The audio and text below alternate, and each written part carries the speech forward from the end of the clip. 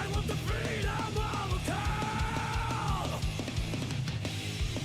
I want the freedom of a call. I want the freedom of a call. An infinite storm of nothingness. The sky above the clouds and rainbow, nothing has a deeper word. I gave up hope, but I'm not going to be lost to my heaven if it is hell. I'm gonna crawl. I want the freedom of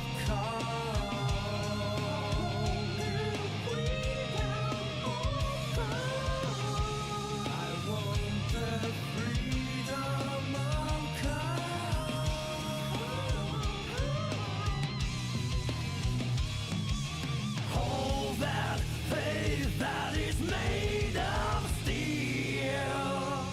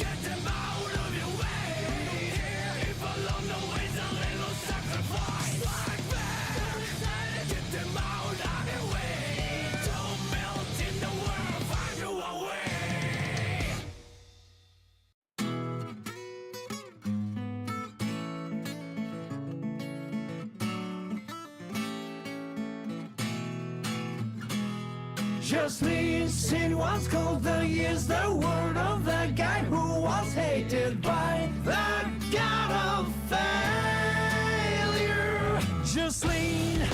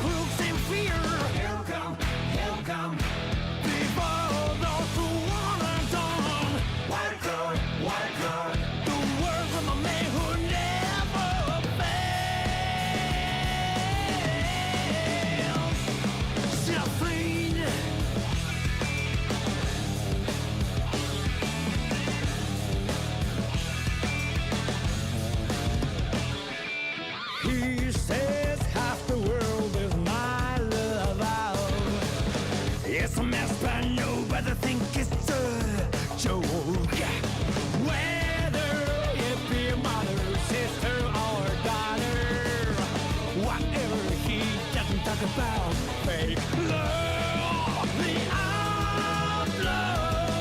No age can judge him. Truth is always born in the mind. If the thing moves, had a show in the right of bad, would you have ripped it up?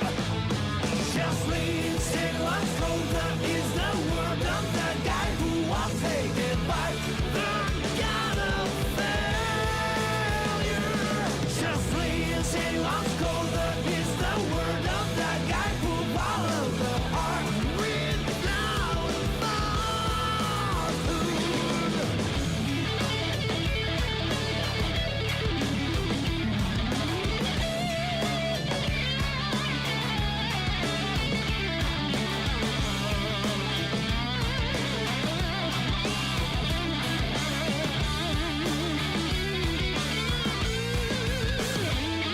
just listen, what's called that is the words of that guy and they fly.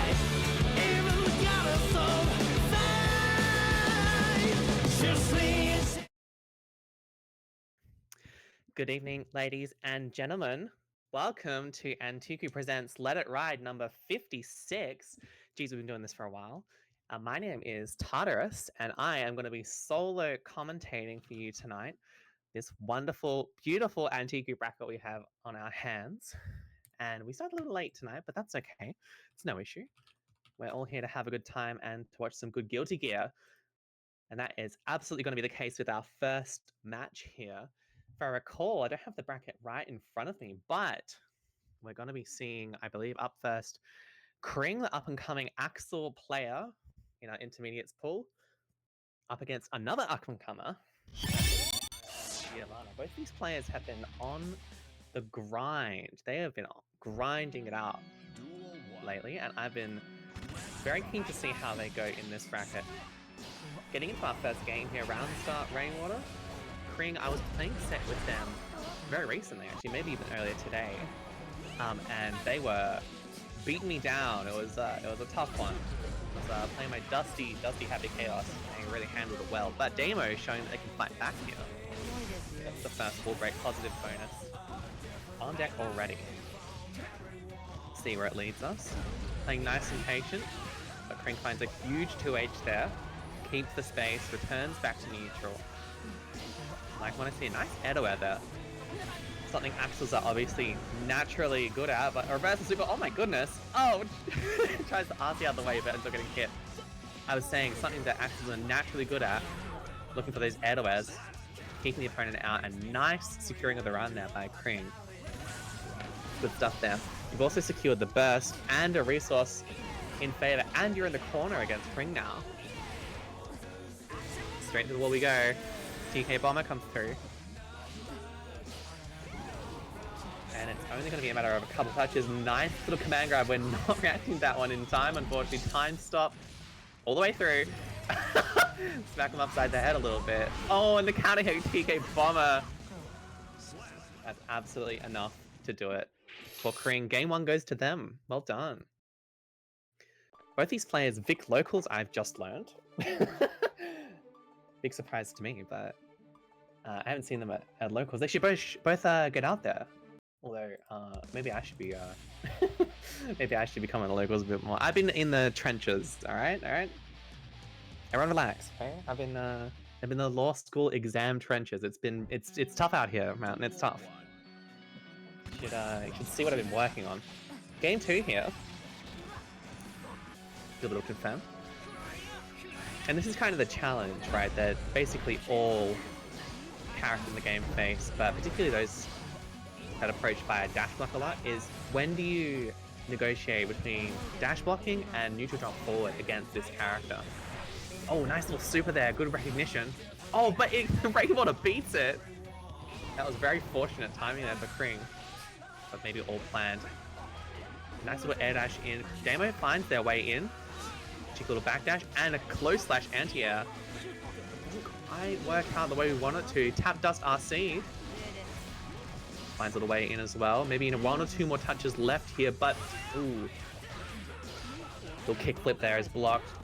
Throw on deck. 1 more touch will do it. But Krink's holding strong, and yep, Damo seeing that they were content to hold down back, and I might just hit throw in their face. How about that? Moving swiftly onwards here. It's a patient game you need to play against this character, and throw on wake up is not how you do it. Krink's gonna punish that real bad. Low damage character, by the way.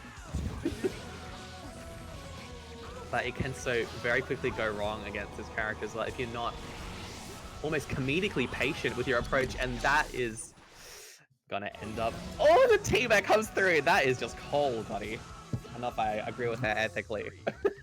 But either way, Krink taking back a round. Good stuff. Counter hit 5H on deck for our round 3.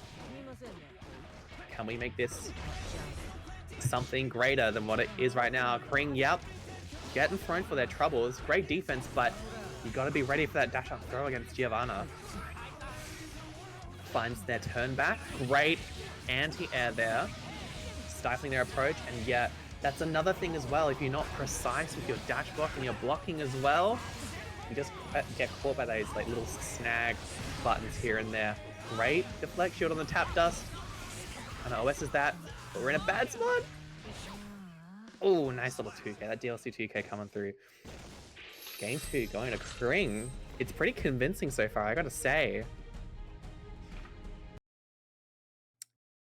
And I also gotta say that Axel is not a DLC character, but he does have that DLC 2K. I'm just keep it real. Holly Dog in chat? Toxic? Damn, dude. Hey, shout out Sharif. She brought me my dinner while I was on comms. Appreciate it. Okay. Moving on here. It's just 1 game away here for Krink to move on to the next round. Round start, Axel Bomber for the fans, and the fans being Ollie Dogs. Great counter hit, fast slash into a full conversion as well. And we keep the corner. I like that choice from Damo actually. I think we might have been able to send them through the wall with 6H, but either way we keep the corner and it results in a kill there. Yep. Into the super. Expertly played here from Damo. Great stuff to see. That routing as well, that's something that you often miss at our intermediate levels. The awareness of when to keep the corner and when to break the wall. Good to see a little awareness there coming through from Damo. But as I say that, Kring is sending them through the wall again. Oh, 5P just barely whips. But it's no big to get. That's a cheeky reset. We call that in the industry. Bomber coming through again.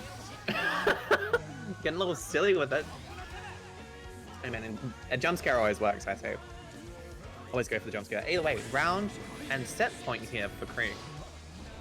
Game's gonna have to be really conscientious with how they approach, and that is one way of doing it. Spiral arrow. I like that. Just a touch over half health for Kring. Stuffing the approach again. Great recognition, great adaptation as well. The spiral arrows, which Damo has been pretty conservative with so far, but going for the charge dust again. Rips a super in response, but that's gonna whiff. Burst immediately comes through, and big counter hit 2H though. It's really in these moments where your approach needs to be exactly precise. Great defense, but one more counter hit will do it. Tornado comes through, 2K. Oh, and the run-up throw. Well played there from Kring. Keeps up the offense, keeps the corner. Does not let Damo escape that 3-0. Well played both players there, but Kring will be moving on. Damo off to our losers bracket. Damn, this beef bulgogi is freaking good, man. Alrighty. Great first set to kick us off here. Why are there two tarts? Hey, don't even worry about it, right? Just appreciate Miffy for who she is, alright? Relax. Great first set to kick us off. The next set we'll be seeing is, I believe, sort of a mainstay character in our inter scene. That is Kenji. Mr. McKenji on that Slayer against a fairly new name to my understanding. That is Hermano, which for all the people who took Spanish in grade 8, that means well, you guys can tell me that means brother in Spanish. So there you go. Hermano. And I've just found out, yeah, that Hermano plays Nago here. I could have sworn they played something else, but either way, we're into our first game here, and geez, it was starting off strong with a brutal first phase. That far slash, man, is tough stuff to deal with. Ooh, nice stuff from Kenji. I recall when Sharif was on that Slayer, she started doing PRC Bite at the very end, or that half guess. Really tough to deal with, and nice to see Kenji recognizing that as well.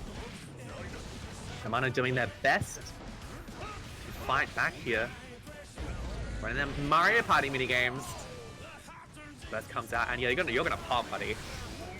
Simple as that. 2H comes through, takes the round for Kenji there. Round 2 here. Ooh, nice backdash on that bite.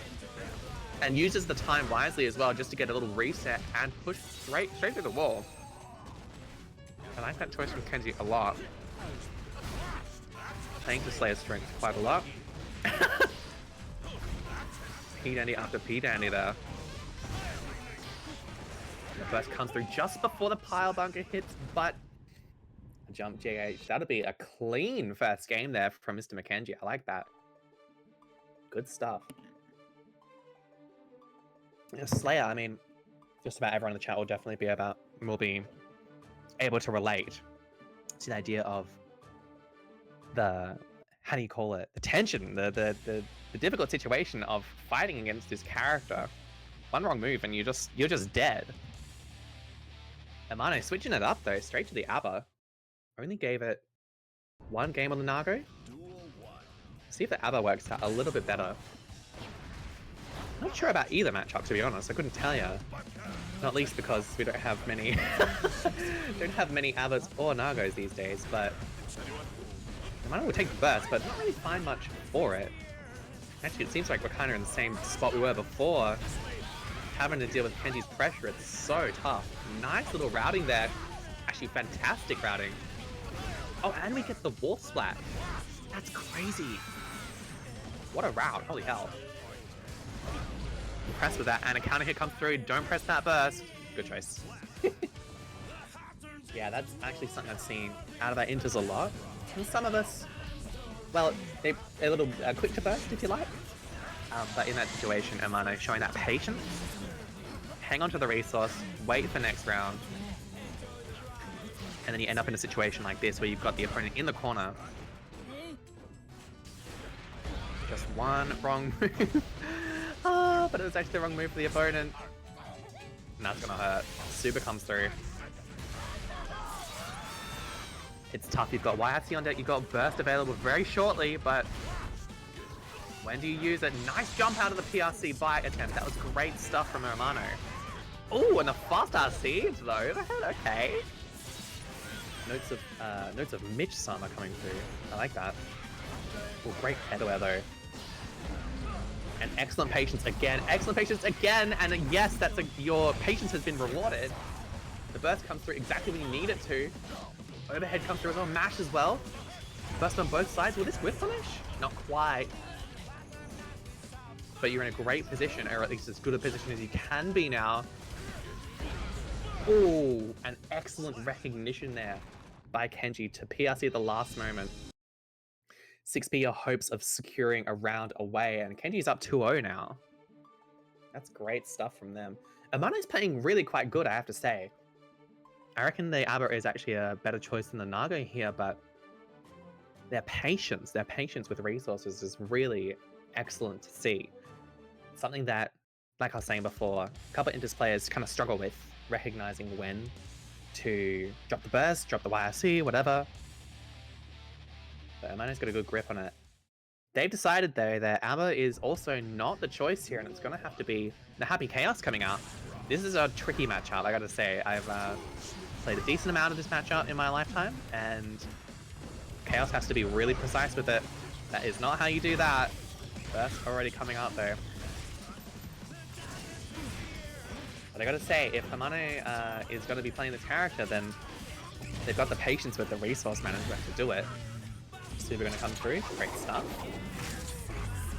Already, this is looking a bit better here for Hermano, I gotta say. I'm excited to see whether it will actually convert. And yep, nice little combo into the round. Great stuff. Yeah, this is the right choice, I gotta say. Kenji might have to change up their game plan here just to accommodate for the cheeky little stuff that Happy Chaos does, like this. We're kind of low on concentration here. Good F-dinging out. A nice backdash on that Master's Hammer too. Nice stuff. Tries a little overhead. Kenji's ready for it. And a big counter hit 2H comes through as well. But also out of concentration here. We'll probably have it back by the time that this combo ends, but opting not to go for the sewer there. I thought we were thinking about keeping the corner there for a sec, but maybe not.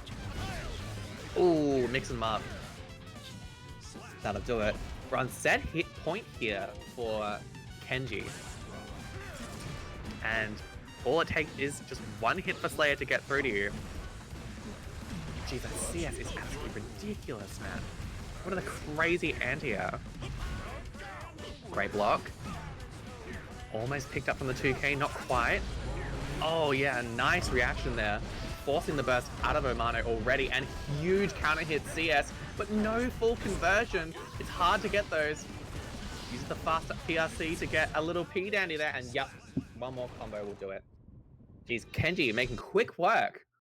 Only took one round of adaptation there for Kenji to acclimatize to their Happy Chaos, but great showing from Hermano, I gotta say. I don't know much about this player, but I'm quite impressed with what I've seen. Excellent use of resources, managing that, not being too impulsive with it. Great stuff to see. It's just a matter of consolidating some other skills alongside that, and you'll be making top 8 in no time. But Kenji moves on in our bracket, and now we're going to head over to Muka Muka. Absolutely adore Muka Muka's handle, by the way.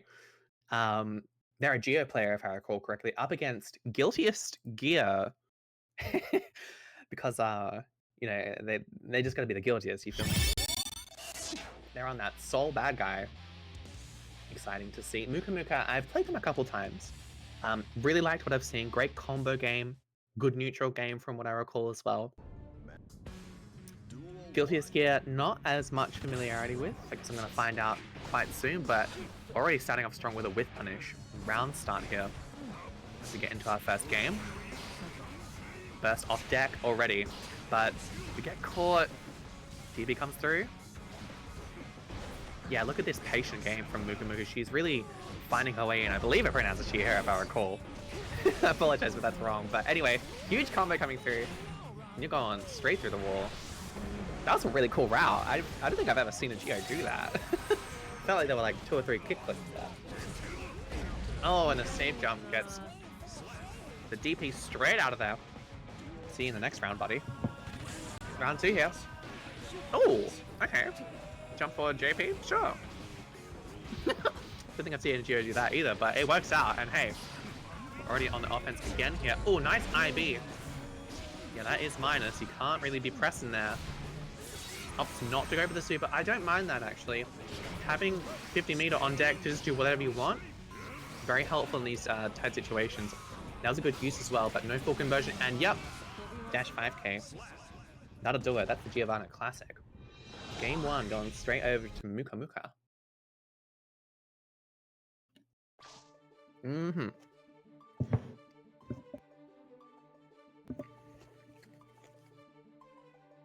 Oh my god, this Bulgogi, man. This Korean beef Bulgogi, it's really good. If you guys haven't had Korean food before, I recommend it quite highly. Alright. Guiltiest Gear. I don't recall if they won a game to get to this point. They very well might have.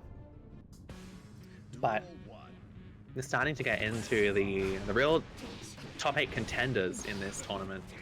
Muka Muka looking to make a name for themselves as well. Tries to bait out a little mash or maybe a throw. I'm like what I'm seeing, or 2H whiffs, but we're not quite paying enough attention to punish that. But it's really tough against Sol. One wrong move. Again, the Slayer effect, right? Tries to bait the burst. I don't mind not opting for the full combo by Guiltiest Gear. Trying to get something more. I don't disagree with it, but in the same breath, we're now on the defender's side yet again here, up against 100 meter, and yeah, that's kind of just about it. If you're not confident in your defense, then maybe it's better to commit just to the offensive line and take the burst, you feel me? Either way, huge counter hit 5-8 comes through. Nice routing here again from Muka Muka. Keeps the corner. I think we were looking to break the wall there, but it's no biggie. Fast slash finds a back dash. Ooh, nice IBF on wake up. Ooh, these IBs. I like that. Oh, and a great 6P as well. Ooh. Dude, I'm just going ooh like over and over. It's I'm just feeling it right now. Big counter hit 2D. This probably kills through the wall. Oh, nope, 6-8 whiffs, but ain't a thing. Cheeky little counter hit. What was that, JS? Something like that. Game 2. Secured here for Muka Muka, and it's going to have to be a real matter of adaptation here for Guiltiest Gear. I think they would benefit from slowing things down a touch. Slowing things down, but when they're on the offense, they've got Muka Muka in a block string. Just full pedal to the metal. Go crazy, crazy hard on them with the offense. That's how I would adapt, but I'm curious to see how they adapt. It's really tough though, with Muka Muka paying a lot of attention to the spacing in neutral. It's very clear. You kind of have to as a Geo main. Yeah, that's punishable. Nice gold burst comes through, gambles on it, and it comes through, but we got caught pressing Gunflame. Ooh. Yeah, I don't even know why that super's called. I'm just gonna level it here. But it whiffs. DB comes through, but it's air blocked, so we can't really do anything about it. Oh, is this gonna whiff punish? Oh, yoink! There goes 60% of your health bar. See you later. And we try for the Kamagra, but it's a little greedy. Oh, and the DP is baited out as well. Probably not gonna build enough burst, unfortunately. Keep the corner. I'm pretty sure we got a RC there, but that's chill. That's chill. Good stuff from Muka Muka. Great conversions. We are now on set point here for the Geo player. That fast dash for a bit of damage up front. Looks for the burst, but Muka Muka is not biting. We sort of got to let go of this strategy, I think. They are holding strong in this. Now it's a matter of maybe 1 or 2 more touches. Jeez, what an excellent BRC extension there on that combo. Send him straight for the wall, and one more counter hit is absolutely going to do it, and there it is! Muka Muka taking the 3rd game and the set, moving on in our Let It Ride bracket tonight. Great showing from Muka Muka. Good showing from Guilty as Gear as well. Showed that they could keep up at times and find the conversions that they needed, but I think just a little bit too committal with trying to get the burst out. You know what I mean? Hey, listen. I know it's rich coming from me. I'm one of the most chronic burst baiters in the region, but don't do it. Do as I say. Don't not as I do. Shouldn't I be studying Young Woman? Dude, I spent all day studying. Like, oh god, it's bleak. You see that thing I posted? The 17-page document? That's just one document. I gotta print out at the end of it and bring it with me into the exam. Ah, shit, man. It's not a good time. I'm in the trenches. Anyway, next game here, featuring the one and only Roanic, Testament player. Been around a long time. She has been killing it in these Let It Ride brackets, up against Dapper Man. Fairly well known, fairly prominent, I'd say, Viking player in the Interstings. Known for their, let's say, aggressive play. Game on here. Nick trying to hold firm against the crazy Viking offense, but gets frame trapped, unfortunately. That'll be straight into the super here. It's gonna do some damage too. Yeah, there it is. Dapper Man looking strong, and it's gonna be the Escabari on Uki. We got meter to convert here. Oh, but we don't find the RC, unfortunately. Good recognition there to avoid that, and also good recognition to throw that Yazansen. Nice air to air there, good stuff, and good recognition as well. I'd be saying good recognition a lot, but it's true, these Inters have good recognition. Dapper Man finds that last hit, secures the round. Ooh. Trying to 5H on round start? That's a bit of a gamble when you're a test player, but hey, whatever you're comfortable with, right? As I say all of that, we're already at 25% health here. But we're fighting back, and a nice TK Yazansen, and another one. Good conversion, but Nick has all of her resources available here. How is she going to use it? Tries an H-Reaper, tries an Arbiter Sign to boot, but ooh! Straight into her loving arms. Gets back thrown for their troubles, and it's a round apiece here in our game 1. Nice catch. Jump cancels to bait the burst, but a great delay there by Dapper Man. Burst is forced out of here. Nice counter hit fast slash as well. Nick playing a really strong control game, and that's absolutely how you have to play this matchup. Because if you do not control this character, you will get absolutely steam ran over. Nick looks for a cross-up JK on Uki, but not quite. Excellent block on that TK Yazansen, and I don't disagree with the YRC as well, but as I say that, Dapper Man finds their way in. It's looking a bit tough, and this is probably enough to kill. Maybe not. Vikings, not the best. Deflect shield on that. This is a really tense situation, and Farfetch doesn't convert. But what's to say another one won't. That is game 1 going over to Dapper Man, but very, very close there. Good stuff. Yeah, real scramble there, and Viking tends to be that character that really thrives in a scramble, right? Just rip fast slash, rip fast slash. It's a strong, strong button. Nick doing a good job keeping up, but it's just a matter of just being just a teensy little bit more opportunistic. Balancing between playing patient and jumping on the opportunity that presents itself. It's tough out here. It's tough playing fighting games out here. Tyler, I finished my bulgogi. Can I have yours? No. No. You can get fucking bent, mate. I'm eating this whole damn bowl. Alright, game 2. Nice whiff punish and great conversion with the Wild Assault.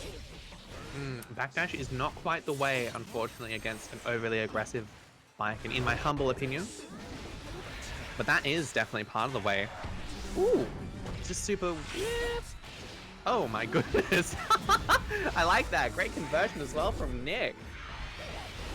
Good stuff. I really thought that hitbox was gonna mess that up, but apparently not. They know the character better than I did. Another TK Zanson comes through.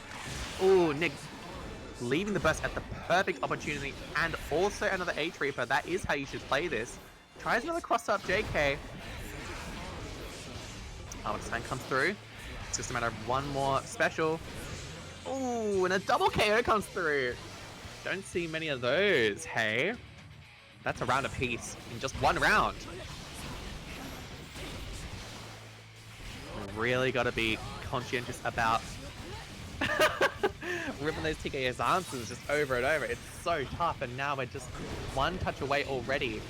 But Nick has identified that his H Reaper business is the way forward, and we're baiting this super. Great stuff. Get the Stain Pop. Nice choice. And the super to boot. This is Nick's way forward towards a win here. But it's tricky. Byakugan has a lot of options. She's got meter, she's got parry, and she's also got mash too. Doesn't eventuate, but the YRC is baited out, and that's tough. Burst comes through just at the last second. We need to make this absolutely as opportunistic as possible here. But what do we do? Arbiter Sign has ran straight past. Escobar has jumped. Oh, and she takes the throw, but Bar Slash again here secures that game for Dapperman. That button, man. That's tough. That's cold. Well played by both players. Nick's got some strong defense, but it's tough. It's tough as Testament. Not really many good Abari options. Not in that situation, anyway. Dapperman's offense. So difficult to deal with.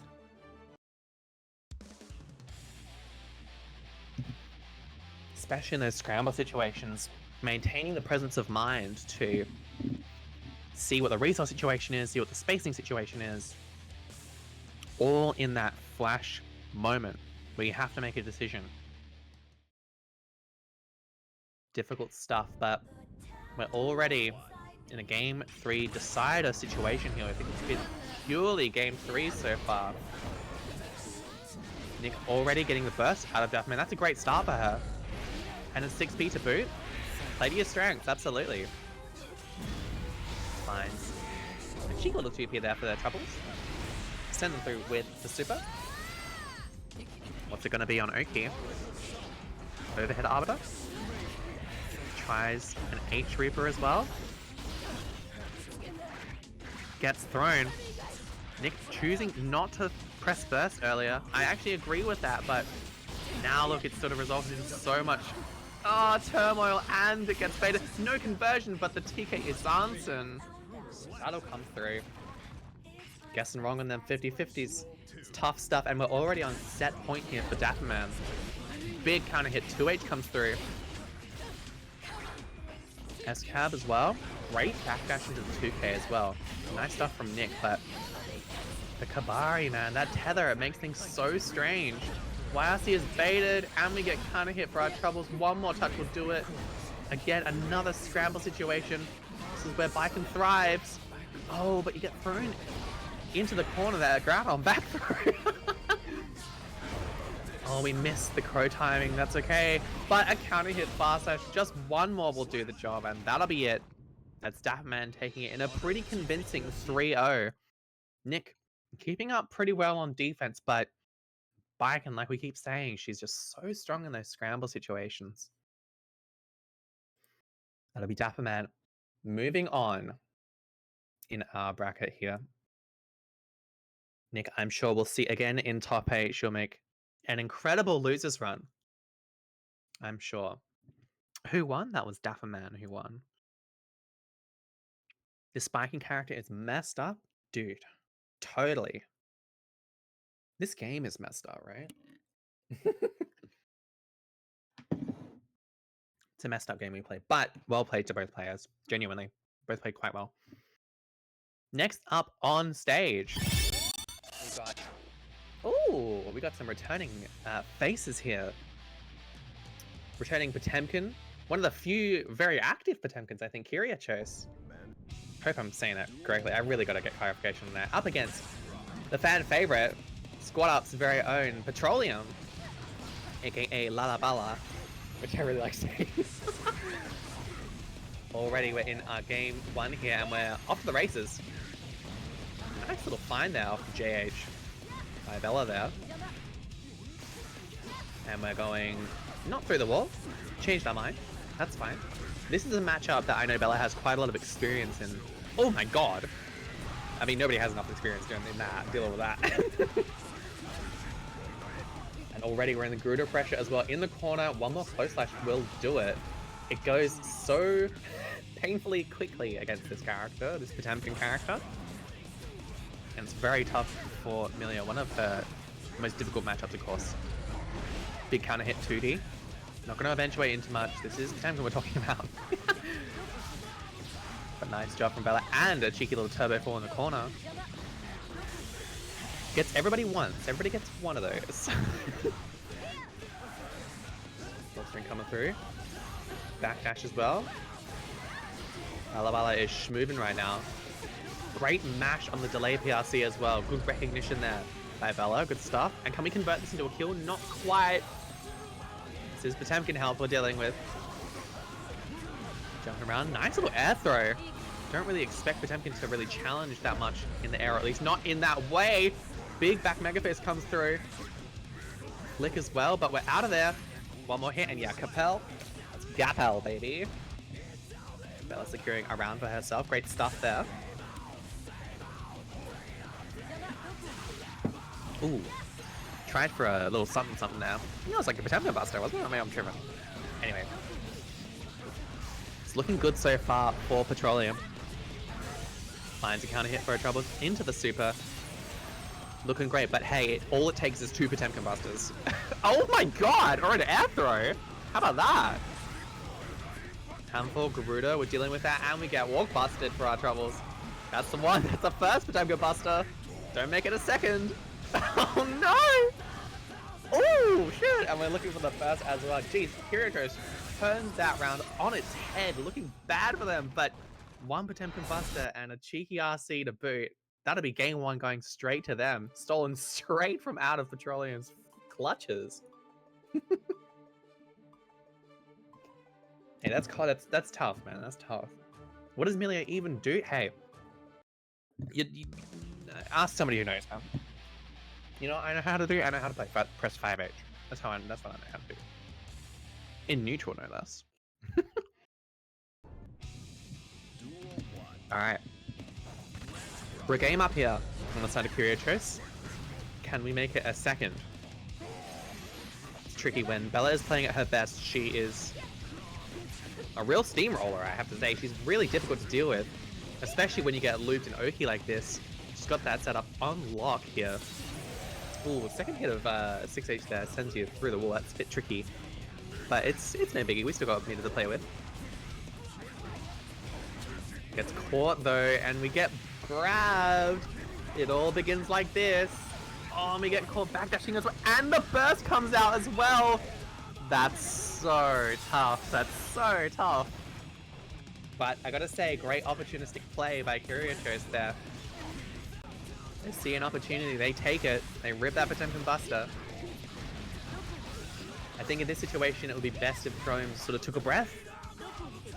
Chilled out for a sec. This matchup is so difficult to deal with, but making sure you're not giving into the impulse of letting burst immediately rip.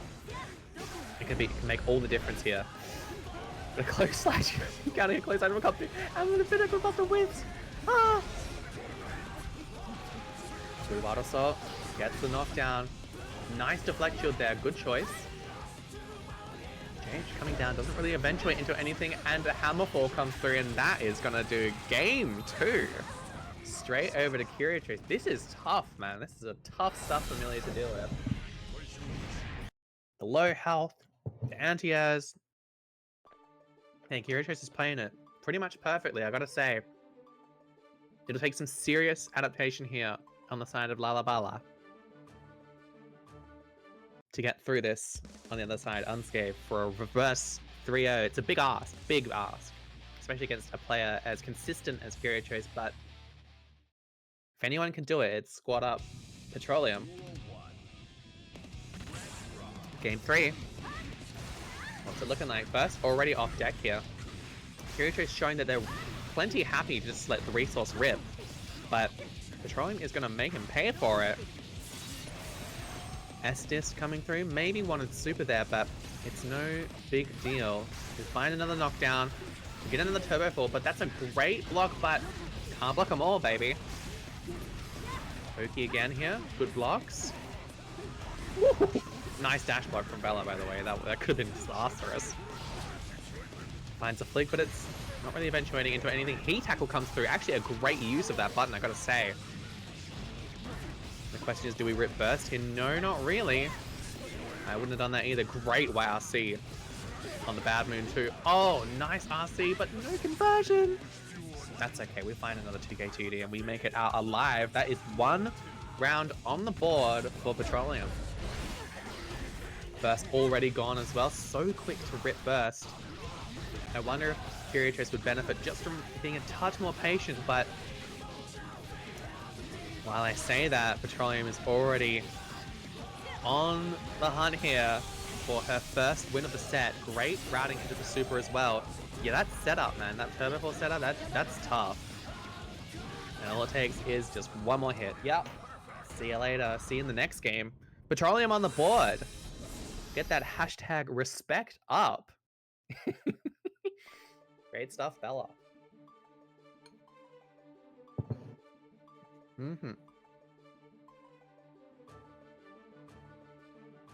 Pronounced Kyriacos. Is that so? Well, I've got both. So, Kyriacos can tell me after the game if I completely butchered their name. That's chill. I'm happy if I'm wrong. Okay, Kyriacos! Game 4 here. All I need is one more game. And they'll be moving on in our bracket. Ooh! First off deck here. Got caught pressing. But Bella wants it all for herself. Nice turbo fall as well. Seems to be working out here. And look, if it ain't broke, don't fix it. That's kind of the rule of fighting games, right? Nice little run-up throw. Great stuff from Petroleum, bearing up her pressure a little later into the set. I actually like that a lot. Oh, tries to tap charge dust for their trouble. Didn't quite work. And heat tackle, the speculative in neutral heat tackle, doesn't work out in this case. Petroleum rightly punishes that. One more round here. Should be tying up the set. Oh, yeah, I would have bursted that too. Good choice. We're already on half health here. Jeez, that was quick. But we're making it work here. Send him straight through the wall. Super as well. Nice stuff. It's Lala Balala, not Petroleum. My bad, OG. Also, isn't it Lala Bala? Not Lala Balala? Whatever. Anyway, as I'm talking, Lala Balala is absolutely dealing with hell right now. We've got 100 meters to work with though. This is not a totally lost situation. Tries a couple overheads, but Kyriacos already blocking all of those. Nice stuff. YRC's out of the tap dust. Does not give them the opportunity to run any silliness, but with a throw. That's unfortunate. And now Kyriacos on set point here. Like we keep saying, Potemkin. All it takes is a knockdown and a grab. That's the first of possibly one more. Nice delay on that 2H though, and is that enough? Heavenly Potemkin Buster, that's gonna be enough. Hey, I did see it for myself though. Alright. The set going over to Kyriacos with a convincing perfect round against one of the mainstays of our inters. Great showing from Kyriacos. Nice to see Bella playing as well. But unfortunately, the Potemkin monstrosity was too much to overcome. It's tough out here as a Million player. I get it. Kyriacos will be moving on in our bracket here. And up next, we have a returning player. We saw them earlier in the set. That is Dapper Man on the Bicon. And they'll be going up against places of Let It Ride in recent memory. That is Descent, also on the bike. And we've got a mirror match here, which this will be a funny one, but I'm excited. Keen to see it. Yeah, Descent has been very convincingly placing top 3, top 5 or so in recent Let It Rides. Very keen to see how they go in the mirror. So the interesting thing about mirror matches is that the opponent knows all the stuff that you're gonna do and knows how to counter it as well. So how do you go about dealing with that? A lot of hydrates being redeemed. Thank you, chat. Hey, I will hydrate right now. Actually, that's a good point. Alrighty, game on here going between Descent and Dapperman. Descent in the yellow, Dapperman on that color 2, I think it is. It's a nice little biker skin. Anyway, have to determine who the better biking is. Tries pressing on after that block TK Yazansen, but doesn't work out here. And another cross-up Yazansen will come through. Just like that, Descent gets a round on the board. Absolutely lightning pace here in Aintz's bracket tonight. Burst already gone on the side of Descent, and we're fighting back here. Yep, get counter hit for our troubles. H-cab. Probably got a super, but no big deal. We can shoot him dead. A little bit of patience waiting there. Gun on deck. And a run-up throw. Dapperman showing they can play their character just as well. Round start faster, gets a trade. And we're getting hit by that setup yet again here. Descent dropping the burst the second that they get the opportunity to. I don't blame them. No real conversion off of that counter hit JS though. It's a little unfortunate, and geez, what a parry. Lassie's off of that Wild Assault, and nice little S-cab there. Timing on that parry, not quite what you needed. We'll whiff a throw, but we're not punished for it. No big deal. Tries a run-up throw. Looking for some sort of opportunity here. It's tough though. Oh, great tech. Scramble situation. Talk about the scramble character, and wow, what an opportunity. No, we don't find the conversion off of that. We try to steal it away with a TK Yazansen, but Dapperman's ready. And by the hair of his chinny chin chin, Dapperman will be taking that first game. Geez, that was close. You almost got chipped out though. Oh, I'm drowning. Everyone in chat is trying to get me to drown right now. That's crazy. Health Solo, you can tell who won. Dapperman won that first game. Although it was quite a scramble. It tends to be the story with Baiken. She ends up in these scramble situations. Game 2 here. Dapperman up a game. That is the lower seeded Baiken, mind you. Making a name for themselves. Trying to show that Descent maybe isn't the strongest Baiken in this bracket tonight, but let's not get too hasty. Great conversion there. Almost gets a wall splat, but S-Cap for our troubles straight into a conversion. That was a great recognition. There by Descent. We're going straight through the wall. We've only got one touch left in us. S-Cab on Oki has walked away from. Dapperman's seen that one before. It's just a matter of finding finding these counter hit JSs, I guess, but cheeky little parry will do the job. Round up the Descent. Nice conversion. Ooh. These Edoers, that's kind of the story, and wow, what a burst bait on that close slash. Nice stuff, Descent. All it takes is one more touch again, though. We've got meter to work with. But it is a matter of just being patient, waiting out, looking for that opportunity. There it is, the counter hit 6P comes through. Ah, but we're just not quite converting the way we want to. A run-up throw after the YRC. It's gonna make things difficult. S-Cab is reset, throws reset. Oh, and we get baited, but we're just a little too far away to make anything happen with it. As I say that, counter hit JS comes through, and that'll be a game on the board for Descent. We're tied up 1-1 now.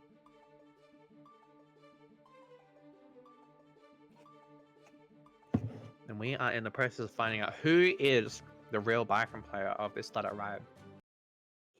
The more bullshit your character, the more unstable the mirror will be. Daigo said that apparently. Okay.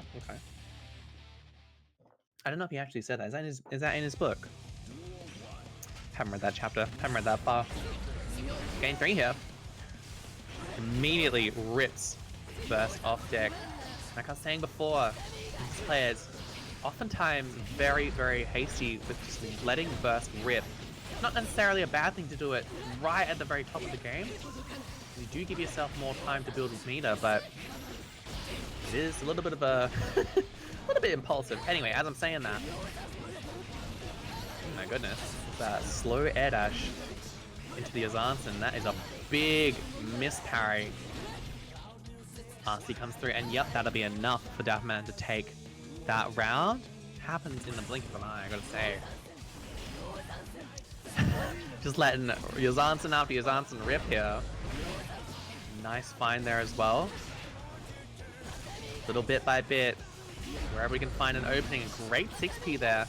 And that's what I'd like to see from Descent.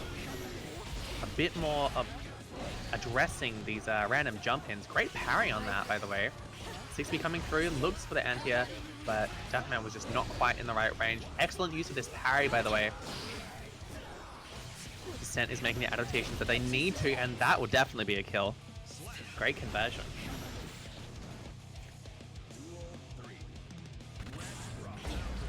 Another round here on deck. Great 6P again. Descent is clearly making the adaptations required of this mirror match, especially up against this kind of player as well. Can Dafferman make those same adaptations in turn that they need to secure the win? They're doing quite well on offense, I gotta say. And nice little PRC down. That was cheeky. I like that. We're wall slide, but it's not enough to kill. We are in a great position though. We've got 50 meters to work with. It's all we need. Air throw is tech. Yazanson comes through, but the run-up throw isn't punished. And now we're finding our way in here. Descent really needs to make this count as much as they can. Why is he not baited? We get... Ooh! PRC on wake up. Tense situation. Great choice on Oki. Not quite enough to kill though. Burst comes out. It's just one touch for either player, and Daffman finds it with that jump dust. Very, very crazy scramble there, but Daffman comes out on top. They are up a game here against our, like, what, 3rd or 4th seed? Not sure where we placed Descent tonight, but usually it's quite high up there. Might help if I actually got the bracket on my screen. Let's see. Oh wait, no, the seating's hidden. Never mind. Alright, game 4 here. Round star parry? Yeah, I feel that. Tries to run up through. Mistimes the invuln window. Another parry right back at you, baby. We're just pressing, man. We are just pressing jump slash. Burst already gone here. Parry comes through again. I think Descent is the superior parry user so far, but hey, I'm the superior gun user, and a little conversion there as well. I like that. Good choice. Runs past. Mistimes invuln window again. It's just those mistakes that add up. Mistime parry that will end up with you maybe losing a round or two here, but we've got games to play with. This isn't the worst situation. Descent really trying to get more than just one round in their belt. They really want a game here. JS is whip punish with the JS. Yeah, that's real. Alright, comes through. Ooh. Wow, this mirror match just seems a little comedic, right? After all we've seen. Yazanson as well. No meter to convert with. Wild Assault is not going to do it, but hey, a space fast slash will get us that round. And now it is set point here for Dapperman. Big counter hit JS comes through as well. Nice little conversion with that 2S right at the end. And another counter hit JS. Good patience after taking the 5k there by Descent. Not to rip burst on something that can be baited so easily. But we get mashed out for our troubles. We're punished, but it doesn't eventuate. PRC as well, we get thrown. This is tricky here. Tricky for both players. It could go so wrong so quickly, but we've got to make every touch count. Oh, an excellent 6P there by Descent. Perfect reactive play there has secured them their one opportunity to win this set. Yeah, acting on impulse there, or acting a little too hastily could have cost them the entire set and sent them down to losers bracket, but an excellent exercising of patience nets them a game and nets them their opportunity to make it a game 5 situation here.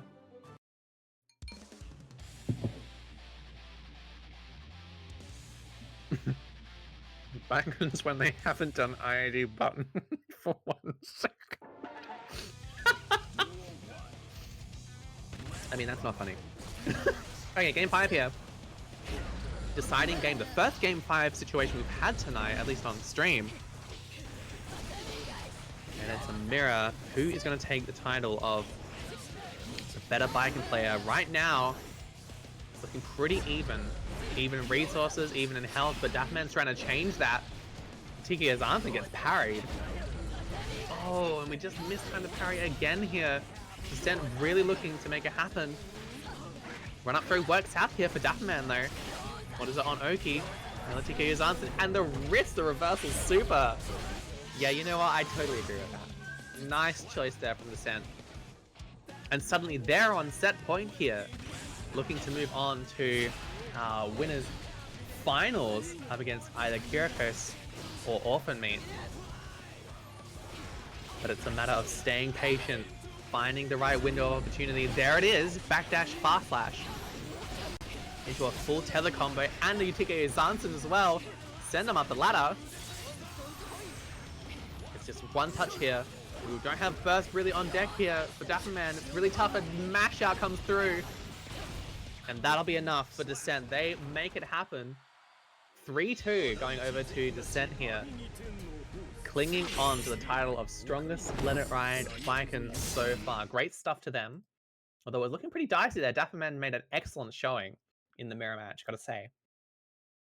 But they'll be moving on to our winners finals up against, as I mentioned, either Orphan Meat, long-term known Geo player, or Kyriakos, who's seen from earlier tonight.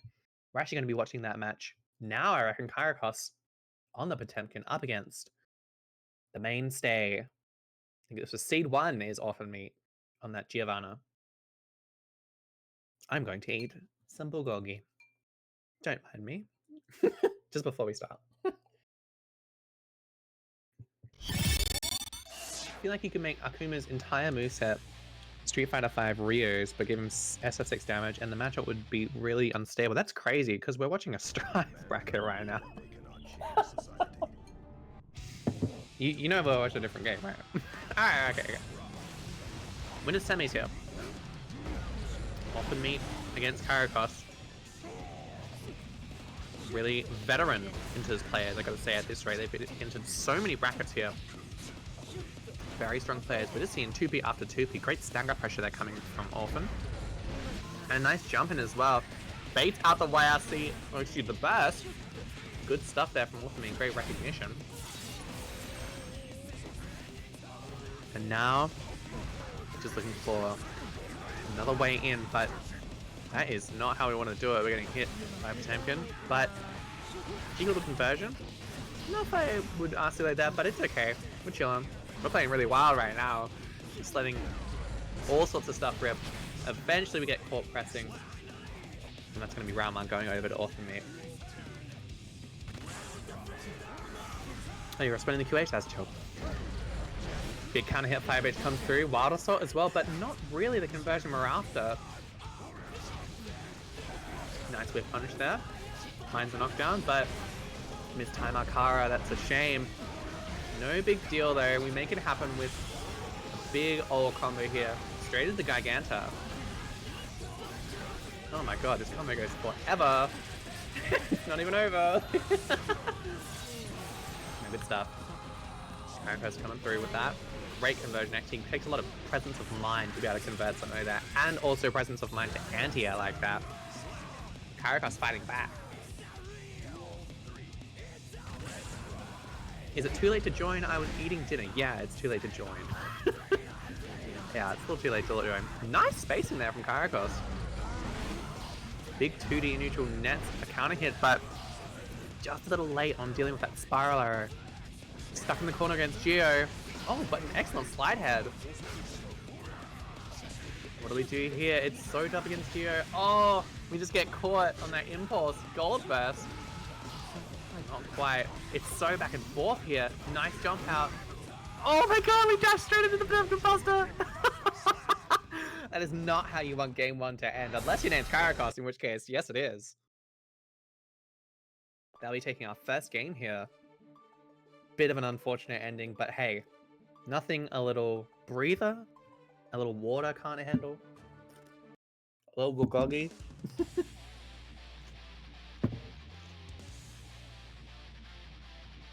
PRC early to call out often doing dash up throw. You know what? I'm gonna give them the benefit of the doubt and say that is what happened. Kyrikos, that was a crazy play. We're gonna need to see more of that in our game 2 here. Ooh, tries a back Mega Fist in response, but it's just a touch late. Dealing with Geo's stagger pressure, doing a good job of dealing with it. But it's so hard to commit to a button against this character. That's a good choice though. Anti-air fast slash. Hammerfall. Nice jab out from Orphan Meat there. Excellent choice there. Taking advantage of the huge frame data on Potemkin's buttons. Not dealing with that stagger pressure at all. Ooh! Pressing back throw, I guess. I don't know. Oh, what a block! Oh my god, what a punish! Kyriko's killing it right now. What can we do about this? We've got 50 meter on deck for YRC or whatever we want. Super's gonna be the play, and yes, we find our way in. It won't be enough to kill, but just one more touch will do it. Oh, counter hit fast slash. Oh, but we try to grab and they're jumping. Not quite. Good attempt by Kyrikos, but Orphan Meat is ready and they take that first round. And we're finding our way in with another combo as well. It's looking good for Orphan so far. Doing a lot of jump cancel pressure. Great blocks here from Kyrikos, but pressing again. When does it end? When can you press? It's tough to know.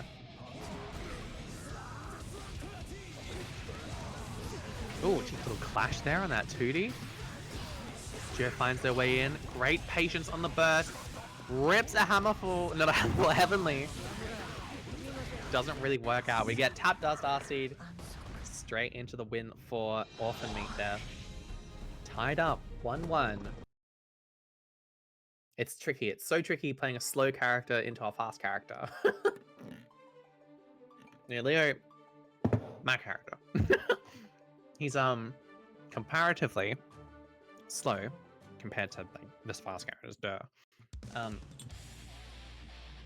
He sort of suffers from a similar problem that Potemkin is facing right now, but not nearly as bad. But that if you commit to a button, Geo, Chip, Milia, those characters can easily whiff punish you.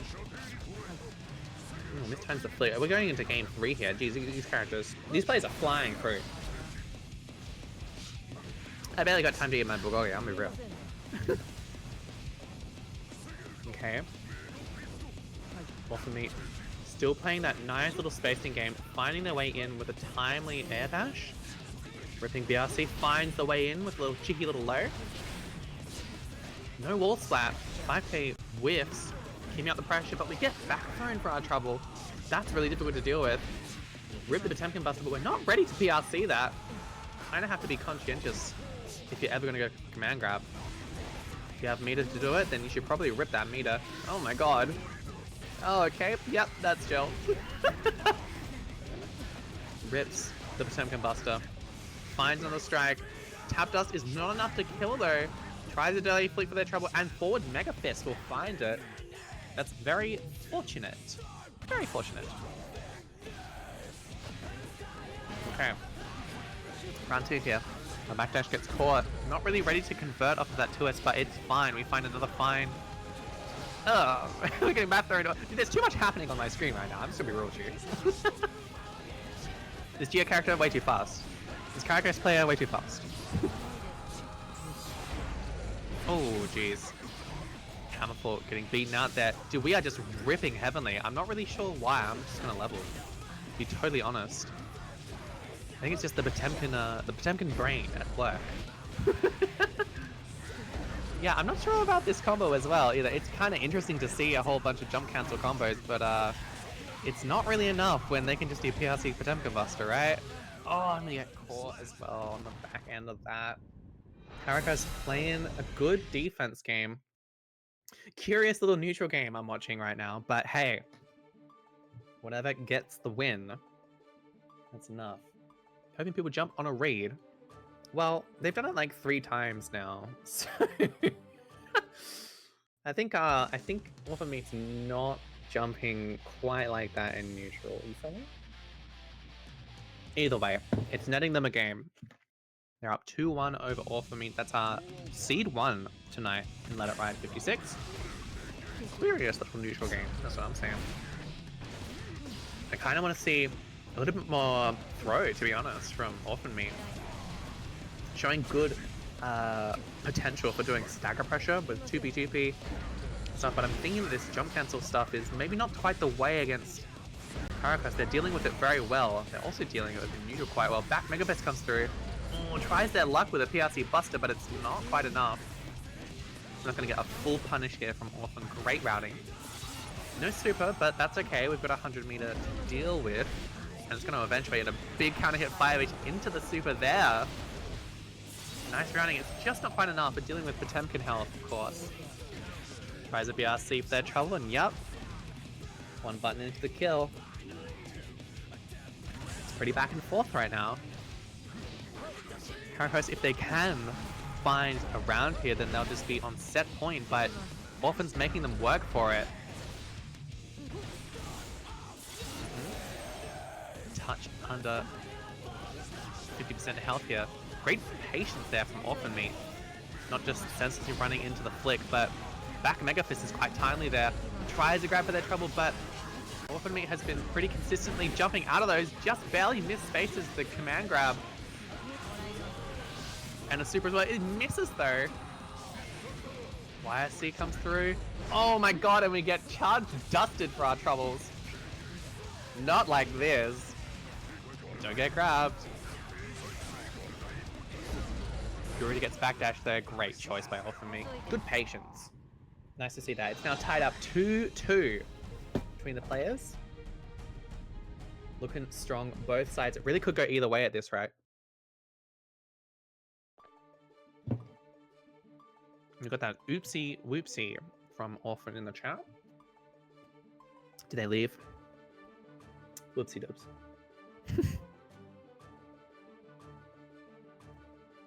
Nah, they're still in. But still chilling.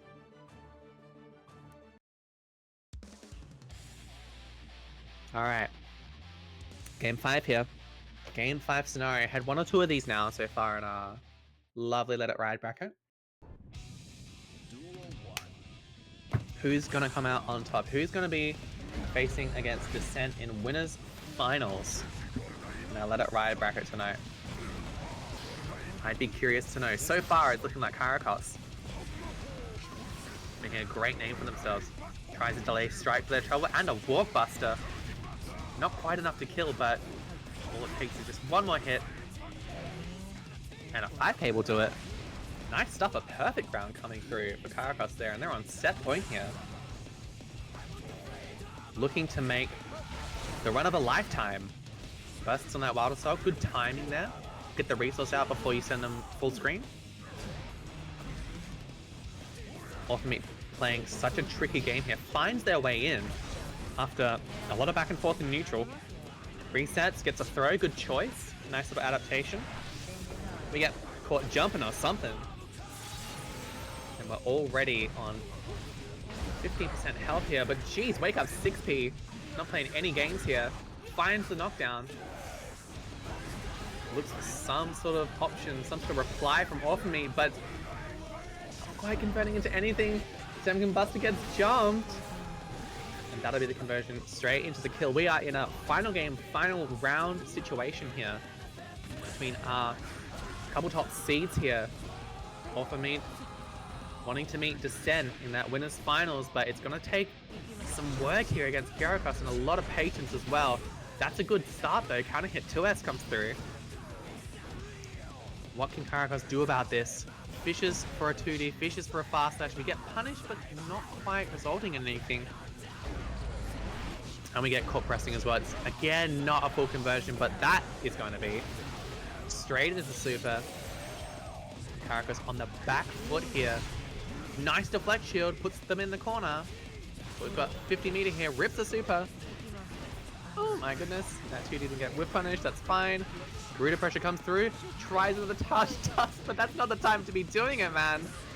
Tries a command grab as well, but it gets backdashed off and me too ready for those command grabs in the end. And our top seed in Let It Ride tonight will be going on to face our second seed in winners finals. Great showing by both players. But Orphan takes it out.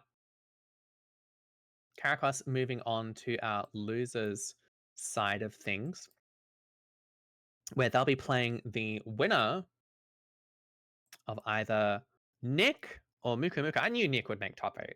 I knew it. I knew she'd pull through.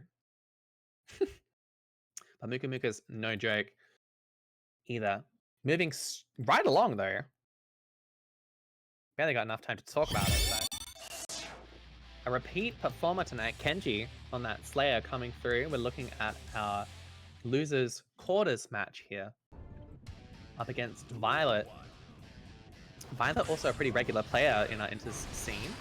If I recall, they were playing Happy Chaos into me the other day. I think we ran the mirror. Pretty sure that was them. Anyway, game 1 already underway here, and it's looking tricky here for Violet. She is running that Unicar. Haven't seen one in our Let It Ride bracket tonight, but very keen to see what they have to offer. Nice BRC back for that whiff punish. Kenji decides that the corner is more important, so they rip burst, but oh how quickly the turn tables. And already we're going through the wall here. Great conversion by Violet. What can we do about it? All it takes is one P Daddy. Oh my goodness. Nice burst there.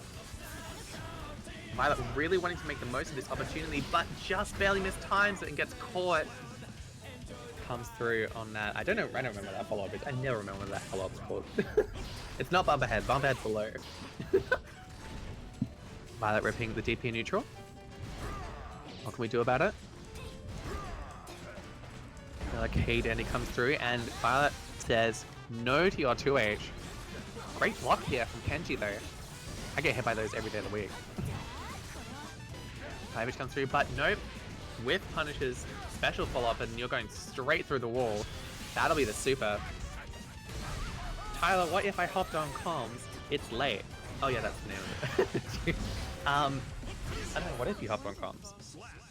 Well, it's too late now, seeing as it's late happened on screen. Kenji takes game 1. And yeah. Pretty convincing stuff from Kenji. Violet, she's here to play. She's She's pressing some buttons. I like that. This might be a matchup where Unica DP OS Rex. Yeah, probably. Pretty much. I'd expect the same. But Violet says, nope, not interested. I played my for fun character. Now it's time to break out the big guns. On that Bridget, character that they're much more known for. What can we do about it here? Back throw is a good start. Loop into those 50-50s. What are we going to do about it? Nice one. Good conversion as well. Blood Slam into the super. It's already looking notably better here for Violet. Naturally so. This is the character that she's much more familiar with. No conversion off of that 2k though. It's a little tricky. But we find our way in with another JD. And see you in the next round, buddy. Yeah, she's lonely. Dude. Having people on comms is not gonna fix that. That's okay though. What we need to be doing here is adapting our pressure a little bit to this Bridget. Violet now has access to a Well, she had access to a DP on Unica, but probably one that she's a lot more familiar with how to use. That's the key distinction, and we are getting looped here, as I'm saying all of that. Getting caught on these lows, if it ain't broke, don't fix it. Rips the super, Bridget damage though. Bit tragic. 2k GD comes through, deflect shield as well. Trying to make something happen here, tries a bite for their trouble. Not gonna work. Violet takes that out convincingly against Kenji. Now we're tied up 1-1.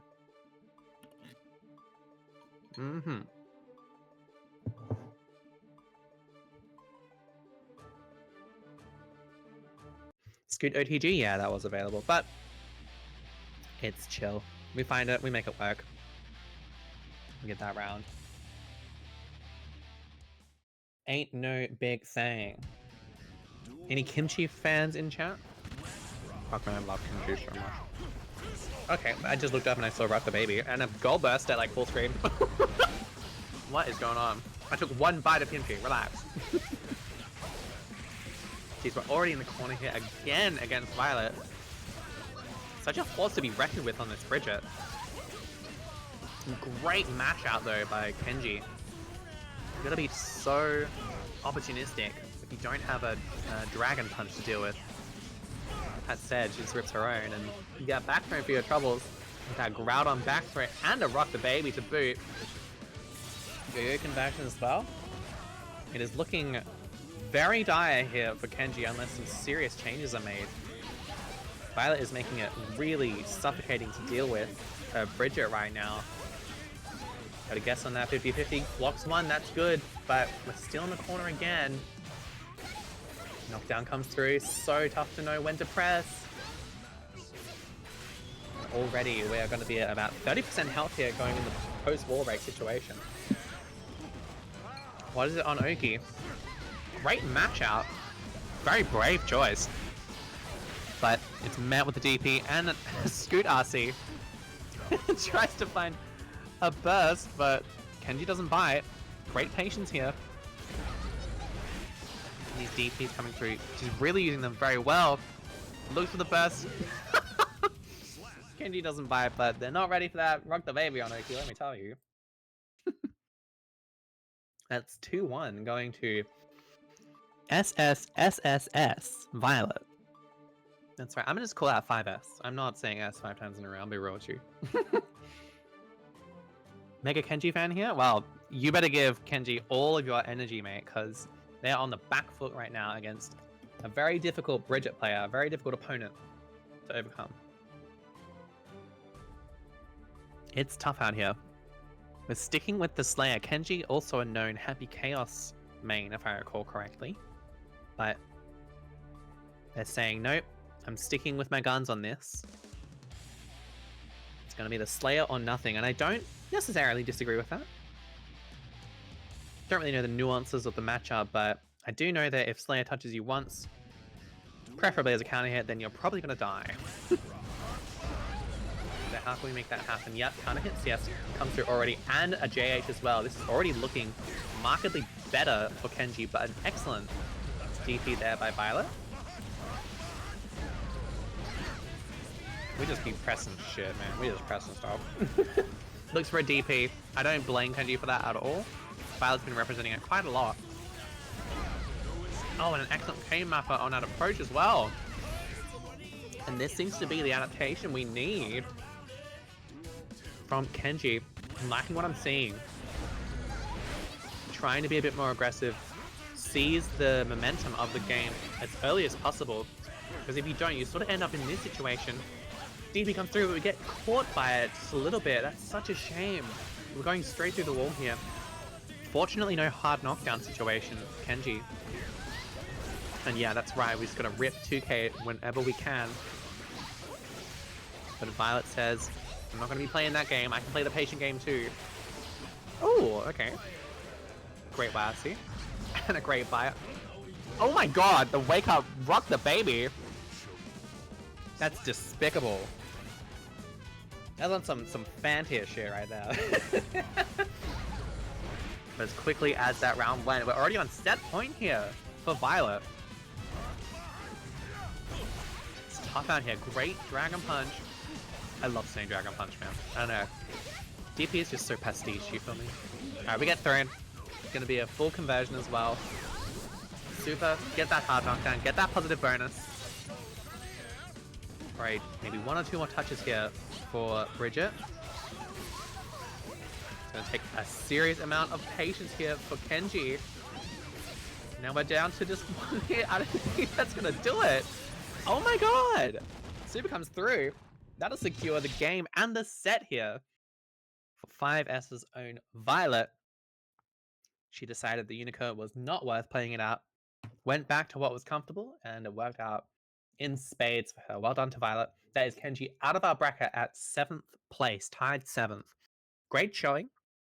Strong player, as we all know, but not quite enough to overcome the Bridget main.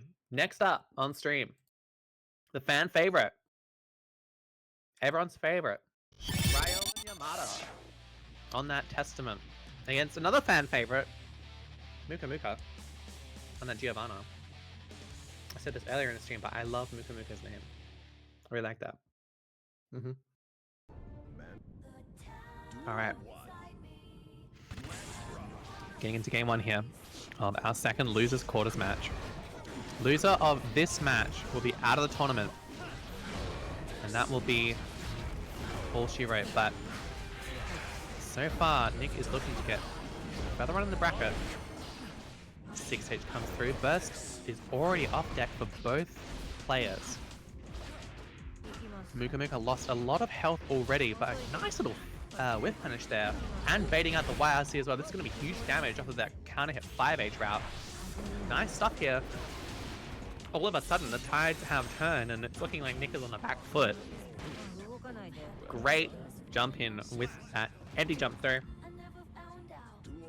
Good choice by Muka Muka. That round just sort of slipping out of Nick's fingers, but I'm sure she can make it happen. This is a great route though by Muka Muka.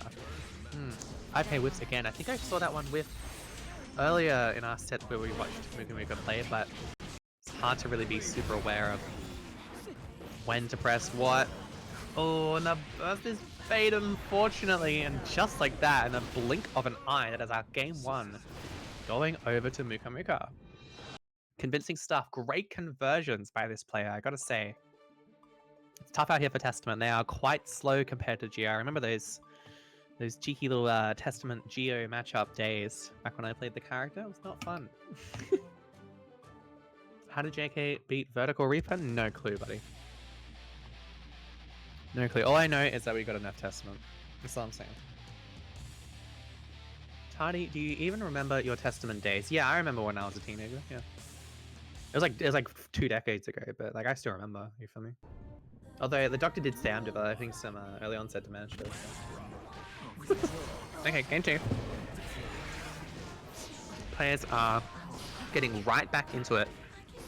Not leaving any time to think, not leaving any time to breathe, drink, do anything. They want to play the game. And Muka Muka is here to play, I can tell you that. Nice little Shave Uki.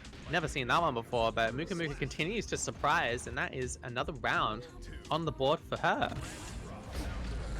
Nick, the question is, what do you do here? Like, how do you switch up your game plan to accommodate what your opponent is doing here? 60 seems to be the way. And a little 2k on that Stain Pop. No super. I think we were looking for super, but that's okay. That will certainly round to super though, and that's going to be easily enough to win that round. Nick fighting back with a perfect, no less. Great stuff. And again, 6B comes through, deals with that dash-in poke that Muka's been representing a lot lately. Oh, 6B goes the wrong way. That was strange. Great backdash on that 2D though. Nick making the right choices here, it seems. And also making the right choice to take her turn back too. Oh geez, that clashes with the Air Reaper, that's tricky. I think 2H is maybe not quite the way in this matchup, but hey, Groudon back throw comes through. Oh, that was a brave burst. I really thought she was going to bait that, but not quite. Clash comes through yet again. Forces Nick's hand having to burst here. And this is a really tricky situation here. Great block, great recognition that she teleported. Amidst all the chaos, a negative penalty comes through, and that's going to be a super route, surely. Is this enough to kill? Not quite. But it's tough here for Nick. We need to play perfectly on defense. And oh! Damn! You're going to do it to him like that? Shit! Crazy BRC overhead. We got Inters doing BRC overheads out here? That's crazy. I'm going to tell you, the Inters were not doing that shit when I was an intermediate player. Nice stuff, Muka, but already looking down the barrel here of an 0-2 situation for Nick. She's got to make a reverse sweep happen as soon as possible for herself.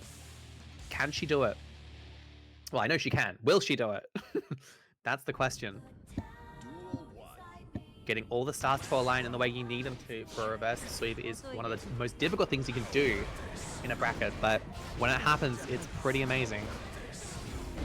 Nick definitely has the potential to do a counter hit. Close slash comes through. First off deck for Muka. This is a great start to our game 3 for Nick. Great reboot. And we find our way in with the stand pop 2. I didn't check the health. Is this enough to kill? Nah, not even close. But that's fine. We've got a lot to play with. Muka absolutely on the back foot. Tries to throw for their trouble. Oh, when an Arbiter sign comes through. I like that. Unreactable, by the way. Round on the board for Nyx. Decides she wants none of that counter hit 2D route. Bursts right on out of there and catches the jump in with that H-Reaper. This has been very successful for Nyx so far in both this game and another set that we watched her play. Oh, nice. Good choice not just autopiloting to the JH there. I like that.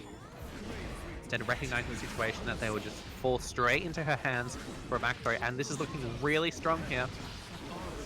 6H OTG. Oh, the H-Reaper though gets counter hit, unfortunately. And now the tables have turned so quickly. Arbiter Sign comes through. Wait, no, that's Arbiter Sign. Calamity 1. I forget the name of the moves on this character. Holy shit, what, dealing with BRC Oki right now? What do we do about that? Great backdash. Very fortunate. Tries Arbiter Sign as well. Geo's too fast for a second one though, and we get air to ad. Or anti-ad rather. And we're going to keep the corner here. And a tap dust comes through. Excellent routing there by Muka. Great decision. And great recognition. Nick just wasn't ready for that. And who could blame her? And suddenly we're on set point here for Muka Muka. How do you deal? Keep the mental solid after a situation like that. It's so difficult. Now we're getting thrown all 6 ways from Sunday. What do we do here? Dealing with the stagger pressure, we get counter hit CS. So hard to burst this, and it gets baited for our troubles. Nick, no! The town inside me. Hey, that was a clean 3-0 for Muka Muka. Well played to both players, but that is going to be Muka Muka moving on in our bracket here. Are we stuck? No, we're chilling. It's messed up, but hey, strong showing by both players. It's tough. It's tough convincing yourself that you played well in a 3-0 situation. I've been there 1,000,001 times. But all the right decisions were there. It's just a matter of stringing them together. Dealing with such a fast character as an opponent when you're playing Testament is one of the grand struggles of that character. But for now, that's going to be Nick out of our Let It Ride bracket at tied 7th alongside Mr. McKenzie. Muka will be moving on to fight Caracas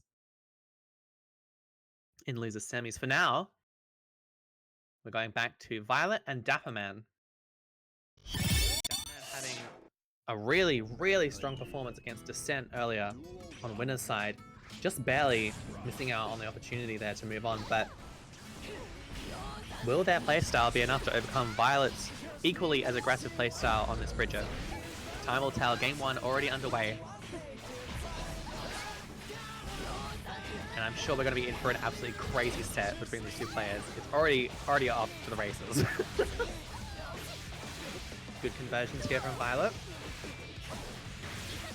Take him all the way to the wall. Not enough to splat though. Nice air aware as well. CS6H, good stuff. One touch will do it. Tosses the yo-yo. Flies right in. That's enough to get the first round on the board here.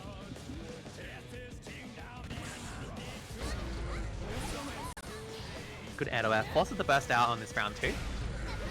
And a good 6P as well. Violet already demonstrating that she can anti-air as necessary against this character. Daphman has already shown that they spend a lot of their time in the air, but DP on Oki not as useful in this matchup by the looks. He's going for Escobar Oki. With those 6P, that is what's going to keep you in the game against a player like this. Oh my god. Yeah, no, that's cool, that's cool. We clash cancel DPs? Sure. Whatever works, baby.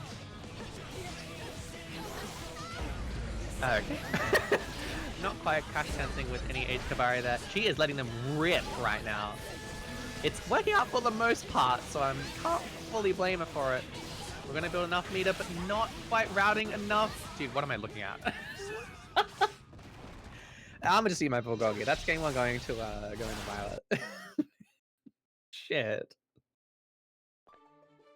Dude, how am I supposed to commentate this match, man? You guys see what I'm looking at? You guys see what do I have to commentate? Not crazy. High flying action? That's true. Absolute airborne warfare we're seeing right now between these two players. Tadi just start talking about law school. If I start talking about law school right now, everyone in chat will just close the tab. And I wouldn't blame them. I wouldn't blame them for doing that. It's miserable. What's less miserable is watching Guilty Gear right now. This is what I'm excited to see. Good little walk out there, and baits at the parry too. Violet playing this awesome game here. Oh my god, nice little route there. Gets the splat, gets the super. See you on the other side of the wall, buddy. We've had worse comms low key. Oh no, that's chill, that's chill. So you're saying I'm shit at comms. There we go. Oh my god! Wait. Anyone see that? Flying over the super to super? That was a little crazy. But what less would we expect from these two players? Double butt slam combo. Nets another round here for Violet. And it looks like the Unica is pretty much retired for Violet so far. She's content just to stay on this Bridget, but Duffman trying to make it work as much as they possibly can. A TK Yuzanson will come through. Good patience here from Violet, not letting that burst just rip on instinct. Instead, using DP to their advantage. It's been working out quite a lot in this set. Good jump out from the throw attempt. There's one more hit. Yep, fast slash. Straight fast slash will pick him up. Good stuff here. And we get caught pressing, and that's going to be burst off deck already. Daphman really wants to put a game on the board here. Can't blame them. Nice 2H there. Great anti-air. And we get a full conversion as well. Great routing from Violet there. That'll catch the backdash. Yeah, this is a tough situation to be in. Looks for maybe a parry or a mash attempt, but not quite enough. Instead, we're jump cancelling off of that. To what burst? I do not know. Oh my god. Tries to rock the baby. Needless though. You're gonna pay for that one. This is maybe not the time to be ripping needless command grab. It's gonna be one touch for either player here. Oh, and a gun comes out. That's the back classic, baby. The whiff punish gun. Game on the board here for Dapperman. Hard fought, I gotta say, hard fought game there. Can we make it into another game? Can we make it into a full set? That's what we're hoping for. But Violet's not gonna make it easy.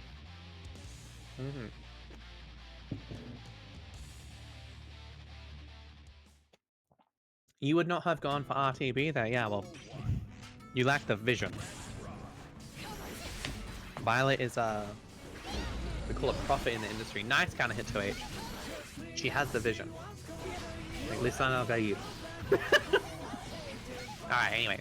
Game 3 situation here. It's tied up right now. Ooh, okay. Nice one. Nice little routing there. Full charge there. off the back of that backswing you. Go straight through the wall. This is Guilty Gear, baby. We just fucking pressing shit. Yup, nice one. Okay. Not really getting enough of that Scoot RC and not really getting enough of that PRC or that shit, parry bait. Dude, I am lost for words right now. That's what I'm watching right now. It's left me speechless. DP gets a trade, tries to rip a second one, but that's not going to work out. Full routing to the super, but no full conversion after that. Okay, yep, no, that's okay. We get caught off the back of a bullet. That's tough, buddy.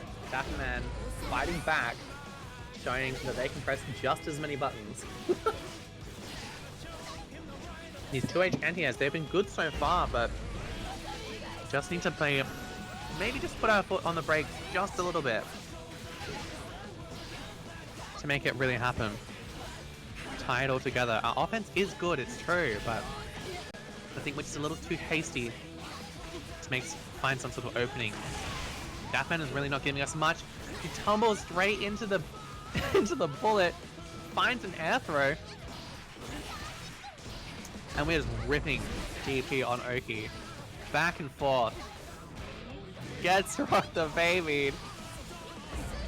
Oh, but we jump out and Jade comes through. No conversion. That happens so fucking much. Oh my god, the whiff punish Scoot and the conversion too. That was a miracle there for Violet. Great recognition to follow that through. That game could have ended there and then if that RC connected, I'm gonna tell you what.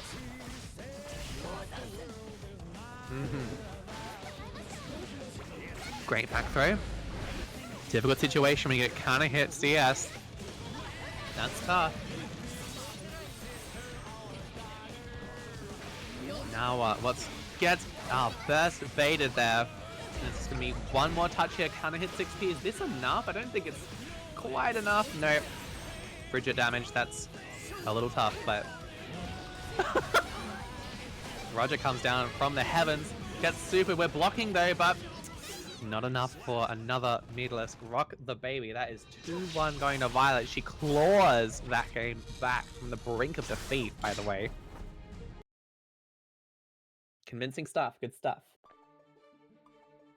Rock the Baby 2 OP. That's what I'm saying. Gotta stop the jump outs? Yeah, you do. Oh yeah. I think this game is gay in the bad way. Okay. Maybe I shouldn't have said that out loud on stream. Hey, I get it. The game, we're seeing it right now on our screen, right? That this game is a whole lot of bullshit. I get it. Sometimes it can be some silliness, but at least it brings us all together as a community. There you go. That's the positive takeaway. Anyway, as I say that, we find another 2H anti-air. Big counter hit 2D as well. This is gonna hurt. Big super as well. Tricky stuff here. Violet is wanting to close this set out right now, but F-Man doesn't want it to happen. Big burst comes through. Good timely use of that. But it's not really gonna make a difference if we keep getting our jump into anti-air like that.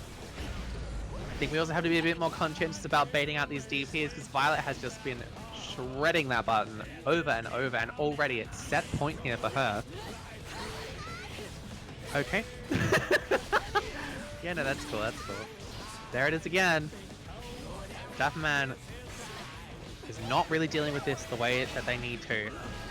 Parries are good though, the parries are working out, and they look for it again, but Violet 2 steps ahead of you already. Okay, interesting choice. Mistimes the parry, unfortunately, and gets charged dust for our troubles. This is a little bleak right now for Daft Man. They're on their last life.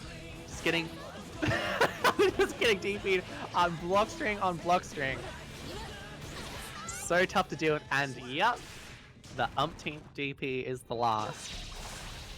Violet taking that set 3-1 in one of the most explosive sets, the most explosive set we've seen tonight. Interesting play from both players, but hey, it worked out. It all worked out in the end. Violet moves on 3-1 over Dapperman to our losers semi-finals, question mark. It's tough stuff, but hey, works out. Knew she was going to DP? Yeah. Forgot 2H is slow? Yeah, it's tough stuff.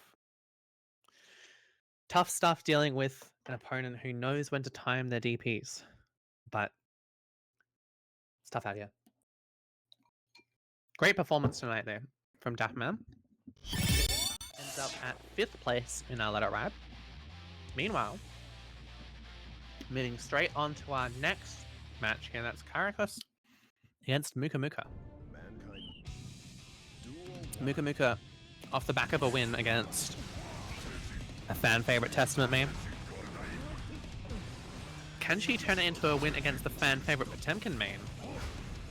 Remains to be seen here. Good patience so far, like what I'm seeing.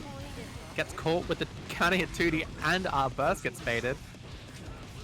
Bit unfortunate. We're in the corner against Potemkin. Tough stuff here.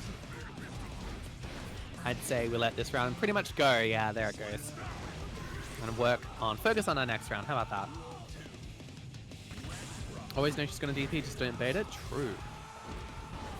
That's what makes you special, QH. Alright.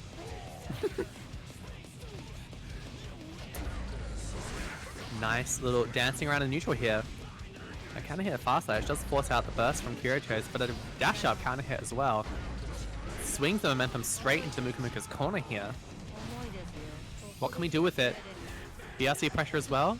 Liking what I'm seeing, but Kiritos is already used to dealing with this kind of pressure from their match with Ultimate. And they're not going to play around, they just rip the Potemkin Buster there. Goes for another strike. No conversion off of that Hammerfall, but it's not needed. All we need is PRC Buster. That's all we need, baby. Game 1. Over in the blink of an eye. Going over to Karakas. 1-0 situation here.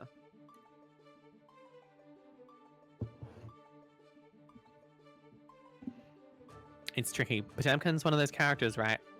Along with Slayer, along with maybe Sol, Nago, where it's so easy to get left behind in the dust. The game's over before you even know it sometimes. But I'm liking what Muka's demonstrating so far in neutral. She's playing patient, looking for opportunities to whip punish. It's just a matter of adjusting our timings to accommodate what Karakas is doing, but they are not making it easy at all. Backdash finds a cheeky little conversion, and another one. Not spending the RC to continue pressure there. I don't mind that actually, but our backdash is getting caught a little bit too much here. Oh, let me get grabbed. That's tough, buddy. Difficult situation to be in against Potemkin in the corner when he has 50. Very tough stuff. Nice jump over. Counter hit comes through. Karakas not immediately ripping burst, and to their favor as well. Sends them in the corner with that little back throw and gets grabbed another time. This is tough. We're gonna get grabbed again? No, we're gonna gold burst out. And Muka has to make this count a lot here. Nice little F-Shiki there, but not enough to convert into something meaningful here. Nice PRC 2S. That's good stuff. Sending Potemkin through the wall. This is still a tricky situation here. So many resources available to Karakas. Sends a wall right up. Gotta be careful in the air right now. You do not want to get a heaven lead, and you also don't want to get Potemkin busted. Send him straight into the wall. Jeez. That game flying, stolen straight out of Muka's fingers. 2 up here for Karakas in a lightning quick set right now.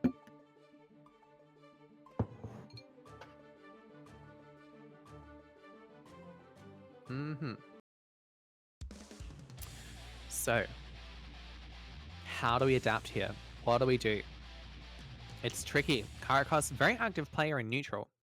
Really looking to control space, get those stray counter hits, get those stray whiff punishes where he can with buttons like fast slash, buttons like 2D. doing quite well at it. But this is kind of what I'm liking to see from Muka as well. More incorporation of throw here. Looking good so far. Play that space sort of game. But I can't hit 2S, man. Fishing for it. They're just fishing for it. Okay, interesting. Curious little string there, but hey, whatever works. Hammer falls very timely there, and we get grabbed again. I'm thinking we need to show some more fuzzy options here. If we keep getting grabbed here, it's just gonna end up in a lot of pain. Nice reversal super. That will keep us alive just for a moment. But be careful if Temkin's still got that 50. Let's a rip on Gigantic High. Tough situation to be in. What do you do? Look to the tap dust. Oh, we're not gonna rip burst there. Maybe for not noticing in time, or we just decided to hang on to it. Either way, we go straight into the next round. And yep, I'm liking this. Tick throw, incorporating more throw into our pressure. It's a good choice, but Karakos, great 6P, and just rips another buster, finding the opportunities that they need to. BSP pressure coming through. We're on the other side, though. This might not be ideal for us, especially if we get caught by a 5H to boot. Trade comes through, gold burst as well, and we get grabbed. And just like that, Karakos takes the set in a convincing 3-0 over Muka Muka. Very, very steep hill to climb for Muka, but Karakos lays down the pain, and they'll be moving on in our bracket here after that convincing set to fight Violet. That is Muka Muka out of the bracket at tied 5th with Dapperman. Very impressive showing. They should be very happy with their performance. But we move ever onwards. Tyler, why do bad things happen to good people? Because God is dead. And we killed him. You ever read Nietzsche? I forget who said that. I think that was Nietzsche. I don't know. I don't know who said it. I'm pretty sure. Yeah. Because the world is unimaginably cruel. That's why. Don't get it twisted. This world hates you.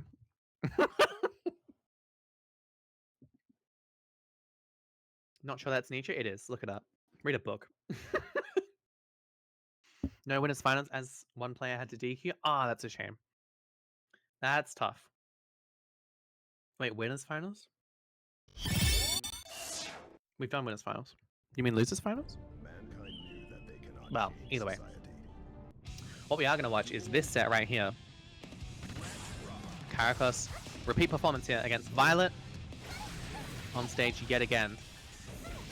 Now, if anyone in this bracket I think can deal with Violet's shenanigans, it's probably Karakos. They've shown that they are very attentive in neutral, they're very attentive on defense. And that is absolutely what you need to be against this kind of player, who will just steamroll you. Great 6P, forces a burst out, but we get caught backdashing or jumping or something. And now it's no Reese's available. Scudassi comes through. We get Rock the Baby. Can't be having that happen. Do not give Violet the momentum she needs to get going, or she will absolutely take her for a ride. And here it is in action. We're just getting looped. And it might just take one more hit. Super come through. Yep, there it is. Send them straight through. How is Karakos pronounced? I have been reliably informed that it is Kyrakos. But yeah. We'll see if that's actually the case. They'll let me know. Won't have a winner's final or loser's final. Oh, okay. So, right. So this is the winner of this match moves on to grand finals. Is that correct? Is that what I'm understanding? Well, shit. That's crazy. I should probably pay attention to the match. All right. Violet making it really difficult. Rock the Baby comes through again. Rock the Baby. That's the filter for this bracket, it seems. And Violet knows it.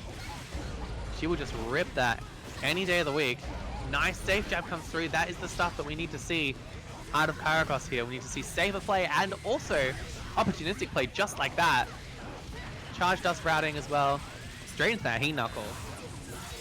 Blink of an eye, that round is lost for Violet. Round apiece here. And the winner of this match has been confirmed. Will meet, often meet in grand finals here. Both players want it. Who's going to take it? Good blocks here from Karakos, but Get caught pressing, unfortunately, when it's spaced. That's tough to deal with. Rock the baby a third time. We gotta be ready for those. Trying to 6P for their troubles, but it's just a little bit too late. Getting super straight through the wall here. One more touch might do it. It is Potemkin health though. 2H whiffs, no whiff punish there, but one more knockdown and our blue burst gets baited. That is game 1 going over to Violet in what is functionally our losers final. Remember, the winner of this game moves on to fight Orphan Me in grand finals. So who's it gonna be? Right now, Violet up 1 game. Looking quite good for her. Can she follow through, or can Karakos make a comeback? I believe it. This is Potemkin we're talking about.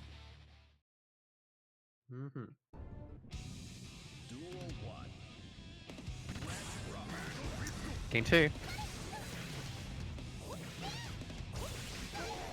This is a tricky situation. When you got Yo-Yo on deck, anything feels like a commitment for Potemkin. And it results in something like this a lot of the time. Violet being really attentive to slide head in neutral for setting up those yo-yos. That's quite impressive, I gotta say. Tick throw comes through. Tries another run up through, but gets a little greedy. Now we're getting back thrown in the corner against Potemkin. I think Karakos aware of her tendency to DP there, by the way. OTG, Garuda, and the Buster comes through. Is this enough to kill? Oh wow, Heat Tackle sends us straight through the wall. Great stuff from Karakos. They can really make these opportunities count so much. Such an opportunistic player in this bracket here. They make their openings count for so much, and Violet, just given the nature of the character she's playing, it has to make all of her openings count. Really tricky stuff to make happen, but she's making it work.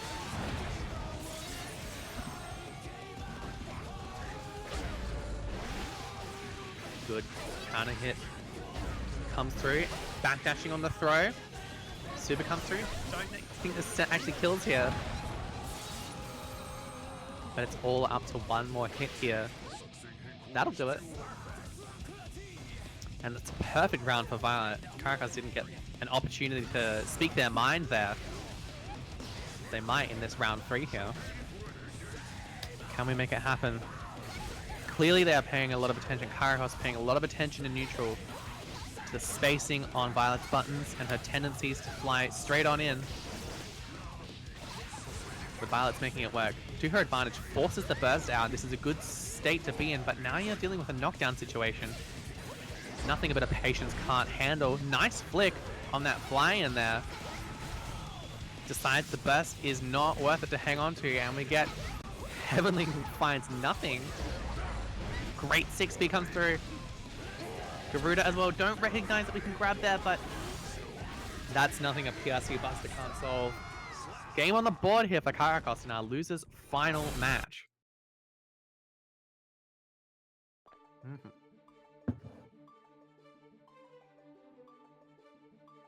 And that's the challenge we've been saying all night. Potemkin, you make one wrong move, and it's all gone. Especially on a character as squishy as Bridget. This is the trouble, the struggle that we're dealing with here. It's a matter of whether Violet can string all this craziness and all this energy on offense into something overwhelming, too overwhelming for Karakos to deal with. So far, they've been doing a very good job of dealing with that. Oh, great flick on the backswing yo-yo. Good patience here by Violet. Seeing a lot of players trying to backdash or get out the way of a Potemkin block string, but unfortunately the Wake Up Buster comes through. Tapcasters YRC tries to rock the baby, but finally we're dealing with that. Backdash comes through and it's punished. Things are looking up for Karakos right now. Round start 2H not working out. Burst already gone here. And Karakos is being this flick very well, I think, so far. Good on reaction. good in neutral, making Violet's approach very difficult. Good jump out. Not looking to whiff punish though, just trying to get out of that situation as early as possible. She finds her way in with the double hit on the JH. With the JS, no. you think I checked Dust Loop? Alright, either way, full conversion coming through. We're going straight through the wall. Violet's really got to make her advantage in this situation count. If anything's going to happen, but we get caught. And that is not the way you want to go out, I gotta say. Fast PRC into the Heat Knuckle, and it's enough to kill. Violet on the back foot here of our losers finals. Karakos 1 game away from meeting Orphan Meat in grand finals. Those two players have already met tonight. I think that was in our winners semis match, and it was a very close match, 3-2, just barely going over to Orphan Meat. Karakos can see the path forward right at their fingertips, but Violet needs to make something happen. Drops the I am Saf in the chat, the in-game chat, channeling our region's best Bridget player. The moment when she needs them. Can we make it happen? Oh yeah, changing to that color 3, I like that.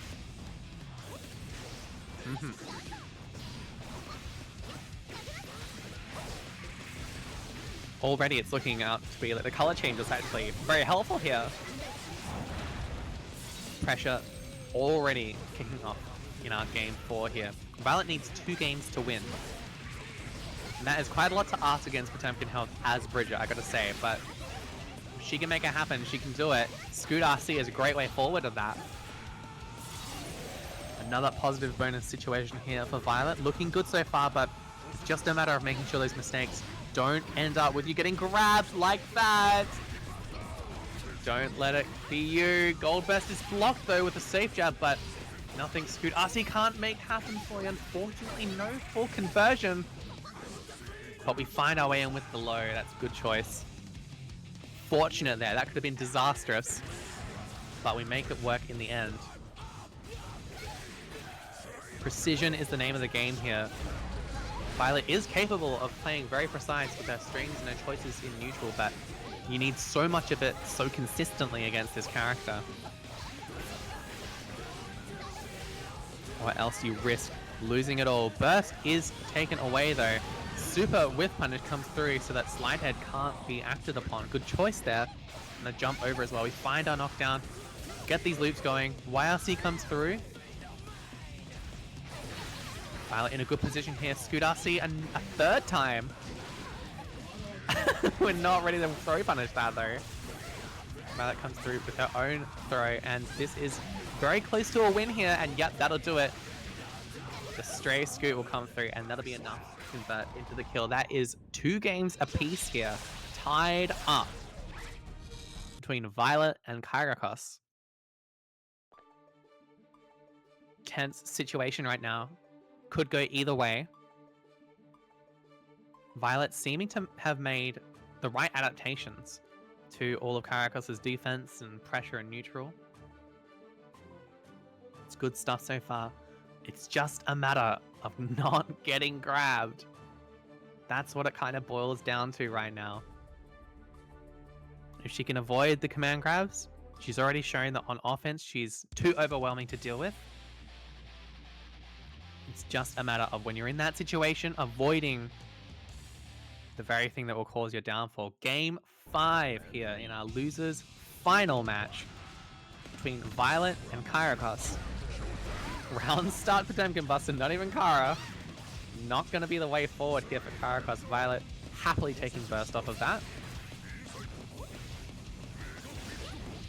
And she's playing this a lot, much more notably, patiently. This is what I like to see from Violet. Super comes through. Hard knockdown situation. What will Kyrakos have to say about the situation? Not a whole lot. Just dealing with knockdown loops, it looks like. And PRC is whiff punished. Well, the 6B rather. My bad, LG. Another super on deck. The precise play is coming through from Violet. She's doing what she needs to win this. But, oh! Tries a heavenly PRC. P-Tackle is sent off into the stratosphere, but it's whiff punished, and we're on set point here. The 5S's very own Violet on this Bridget. Karakos has to make a miracle happen at this point. But that's not quite how you do it. You find a counter hit fast slash. Pressure coming through already. BWA so difficult to deal with at times. 60 comes through, but it finds nothing. And now we're back in the corner dealing with 50-50 loops. We're blocking enough, but we get caught pressing something. And that's going to be a full conversion. It only takes a couple more touches. And that's you out of the tournament. You got to lock in, find out the right answer. Ivy on Oki is okay. And finds a 2S as well. Great walk buster here. That's what we need. We need one more of those. Tap Dust is YRC though. Oh, we got RC slow down, but we don't deal with it. It just takes, wow, what a flick. It just takes one more hit. Oh, maybe two more hits. Now it actually takes one more hit from either side here. Tap Dust looks for the burst, but Violet is too patient. Oh my god, and the slide head barely finds Violet, and now we're in a round 5, game 5 final round situation. It's all coming down to who plays the most accurately, who finds the right opportunity. So far, Violet's looking to take this game here, take this entire set and meet Orphan Meat in grand finals. Keeps Karakos in the corner, but no full conversion off that 5H. Maybe it's okay. We send them through with the super. A couple more touches and that's it, but it can all go so wrong. One or two grabs and that's all it takes. And our burst is baited. Great stuff from Violet. Is this enough to kill? Not quite. We said Heavenly, we don't find the grab. 2H trades and we find the pickup with 5K 6H in a crazy scramble. Violet comes out on top 3-2 over Karakos. Crazy set, but great confirm off of that trade interaction by Violet. And they are moving on to our grand finals here in Let It Ride 56. That's Karakos out at 3rd place in view of Descent's DQ. So there you go. Wow, what a set. Crazy stuff from both players. So fast. So overwhelming to deal with that Bridget pressure. Violet making a lot of great adaptations in that set. Lovely to see and great demonstration from both players. But now we are at the very pointy end of this bracket. About to start our grand finals. Violet making a hell of a loser's run since well before actually top 8. Wow, they've been in losers for ages. Originally lost 3-1 to Dapperman in just the second round of the tournament. And they've clawed their way back, all the way back. Going past Petroleum, Mackenzie, Dapperman again, and now Karakos. All the way to grand finals. To fight Orphan Meat over on our winner's side.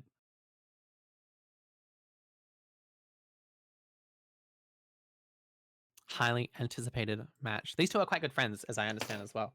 So nice to see two friends in grand finals. But in being friends, they probably played a lot, and in having played a lot, they probably know each other's tendencies inside and out. We're going to see layers on layers of RPS here between Orphan Meat and Violet in our grand finals of Let It Ride 56. Gonna let those intros rock, baby.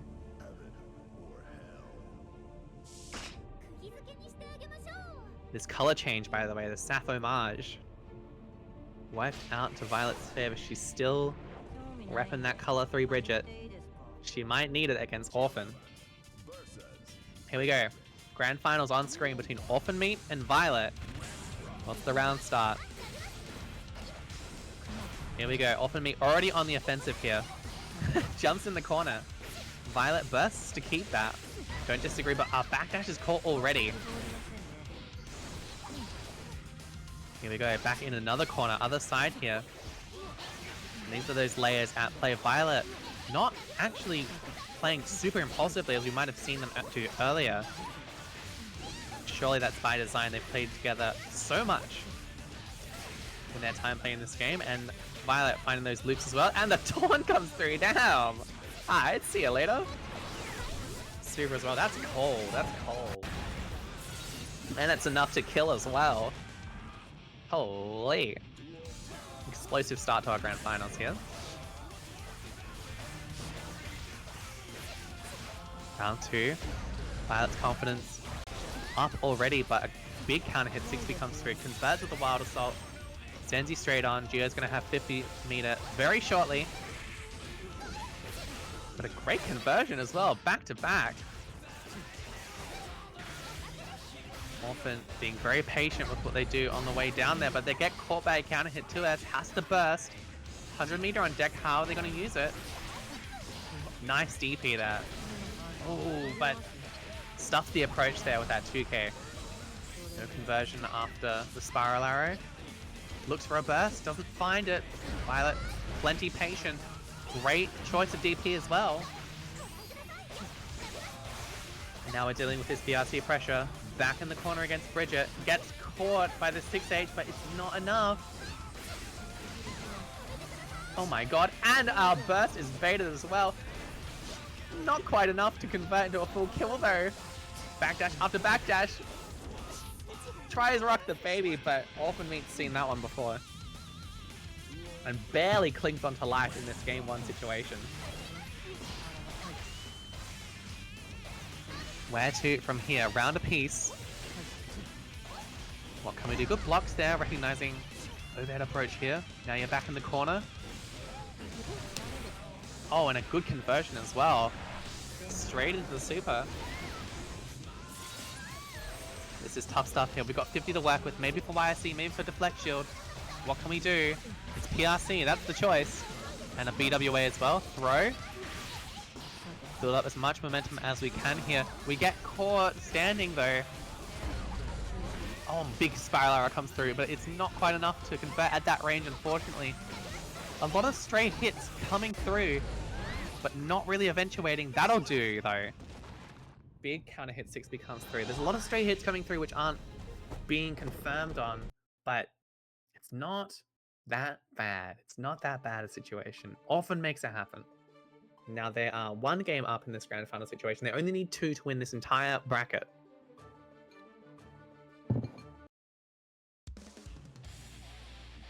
And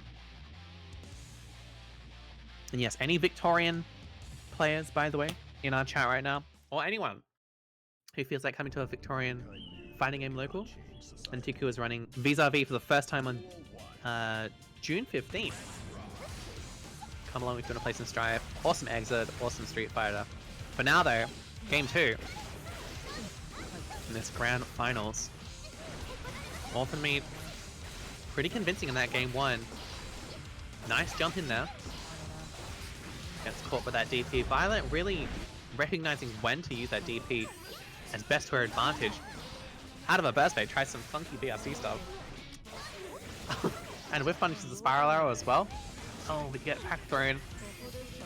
That's tough, buddy. The empty jump, do nothing mid. That's how you know that these players are playing on like level RPS 100. Rock the baby. A second rock the baby. PRC though. Try some funny stuff. Great press on the 2K. Nice little kick flip as well. Big counter hit CS. That's absolutely going to be enough to kill. Good conversion.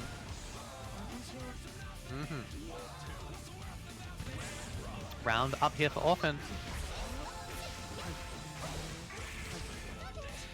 Oh, mistimed the throw, unfortunately, but lets a DP rip. He just knows what their sparring partner is going to be doing and when to press DP on their block strings. What a backdash against Giovanna, but usually that's ill-advised, but Violet's making it work to her credit. Scoot RC, overhead throw. Momentum building here. Stuck in the corner against Bridget. Another throw comes through. Dealing with a whole block string. Scoot into the low, counter hit CS. We're hanging on to burst here. Good choice there. Good patience. Just let them have the round, no problem. We retain the advantage going into our round 3 here. And round start, 5H. Oh, we baited out the DP, but didn't quite believe. Big counter here comes through, forces our burst. Nice spiral arrow. Yeah, 2 from here though. Enormous counter hit 2H comes through, and it's going to be a full conversion as well. Violet ready to convert those, plus the super. Tries JP on Uki. Cheeky little whiff thing, but Orphan's ready. Jump in his count is 6-speed. Yo-Yo as well, super. One more touch is going to do it. What do we do here? YRC is the option. Doesn't bait out the YRC in their own right. Backdashes the block the baby, but our burst is baited. Blink of an eye. Violet takes one back. She's on the board here in our grand final situation.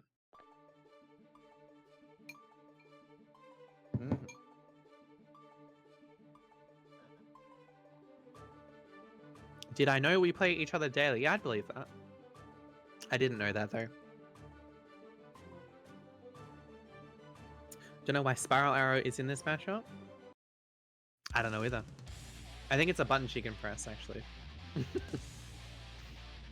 Alright, tied up here. 1-1.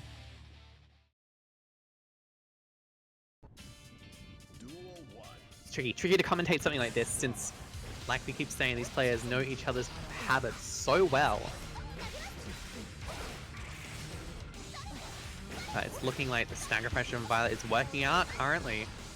Burst is forced out of Orphan right now. Scoot RC as well, plus a throw. Violet's been seeing a lot of success out of going for these throw resets. Overhead finds its mark.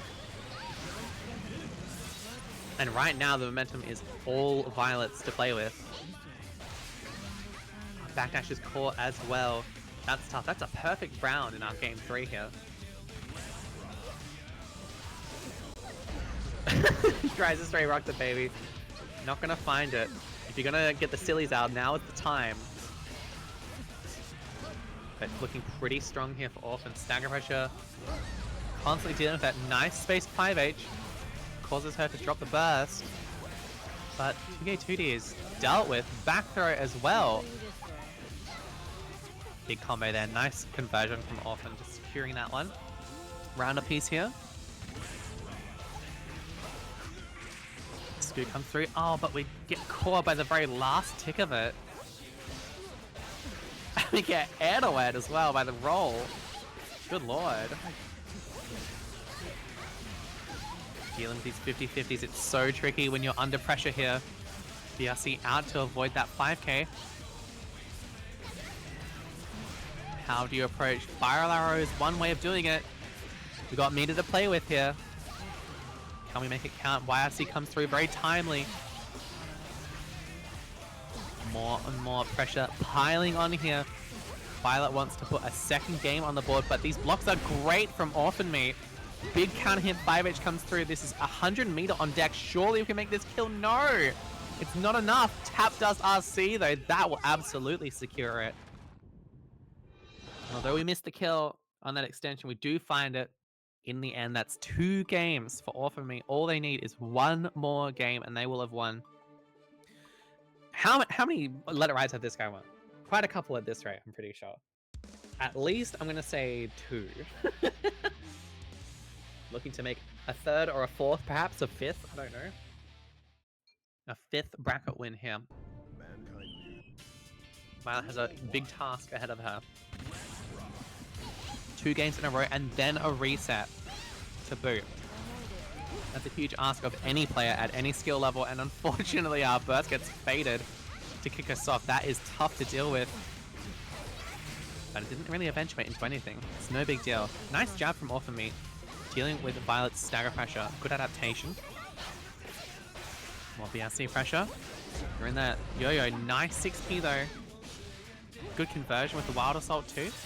I like hanging onto the 50 here, not dropping it immediately and dealing with that scaled damage from Wild Assault. That was a good choice. Spiral Arrow is stuffed out by the backswing. But dealing with the delay on the jump in with the yo-yo. That's tough.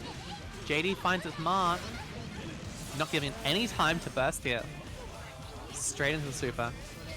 Good blocks, but it's actually faded out. Oh, she looks for the burst, but it's only coming later. That is a real hero burst, I gotta say. Just a raw rock the baby. How many layers do you need to be on to predict that one? I don't know. Either way, Violet up around here, looking good, finds another way in. You're probably going not quite through the wall, but you're stuck in the corner against Bridget yet again. Dealing with 50-50, good 6p. That is something that Morphin has in their favor. These 6p anti-airs on her approach have been dealing quite a lot of damage. Finds her way in with the dash in fast slash. And now you're stuck in the corner and dealing with a reversal super on your DP. You gotta hold that. And all of a sudden we are on set point here, tournament point. For Mistake's own orphan meet. They need one more round and that is the tournament for them. Violet has a round in the bank, trying to make this game their own, tied up 2-2 for a chance at a reset, but Orphan's not gonna let it go easily. Dealing with this stagger pressure, run up CS, run up CS. It's so difficult to deal with under pressure. And we're on the back foot already here. Trying to find the opportunity that we need. Great 6p here. Looks for a burst, doesn't find it. Good patience, but geez, the stray scoot will net Violet another game here, 2-all. That could have been the end of the tournament just there, but Violet hangs in there. 2-all here.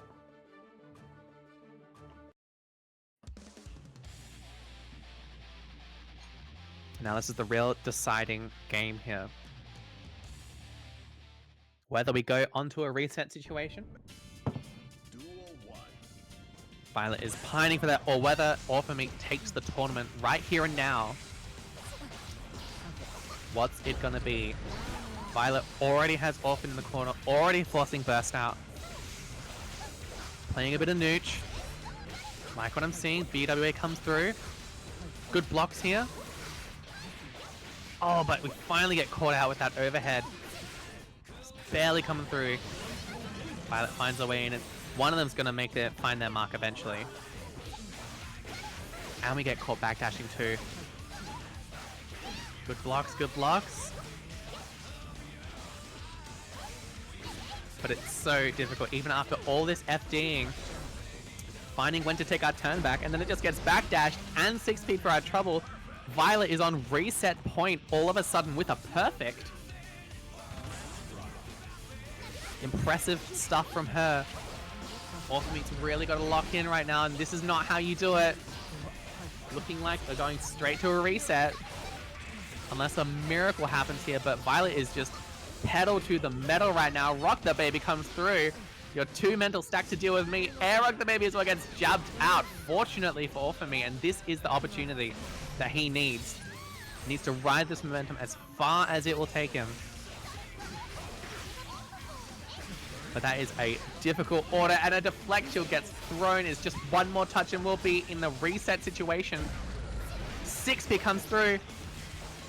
One more 50-50 loop, but a great jab there on the 2k, and the DP gets... It deals the chip damage, and we're going to a reset. That's tough. That's a tough cookie to crumble, man.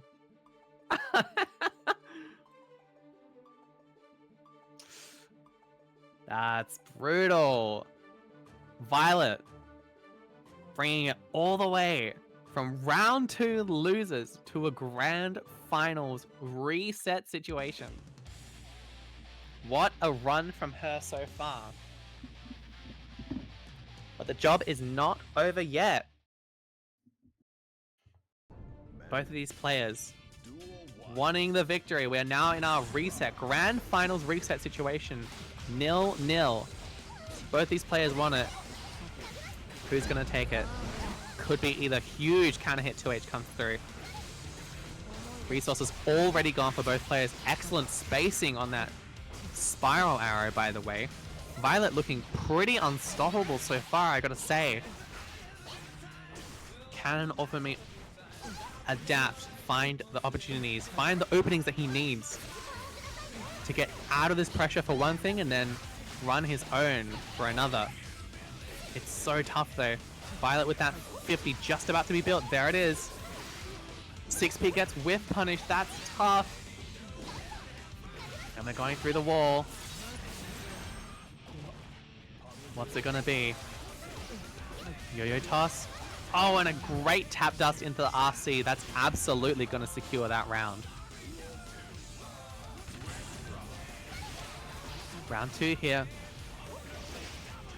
Violet absolutely running away with this set so far, but good spacing here. This is what we need to start getting rolling here. Get as much throw, as much spaced pressure as possible as we can.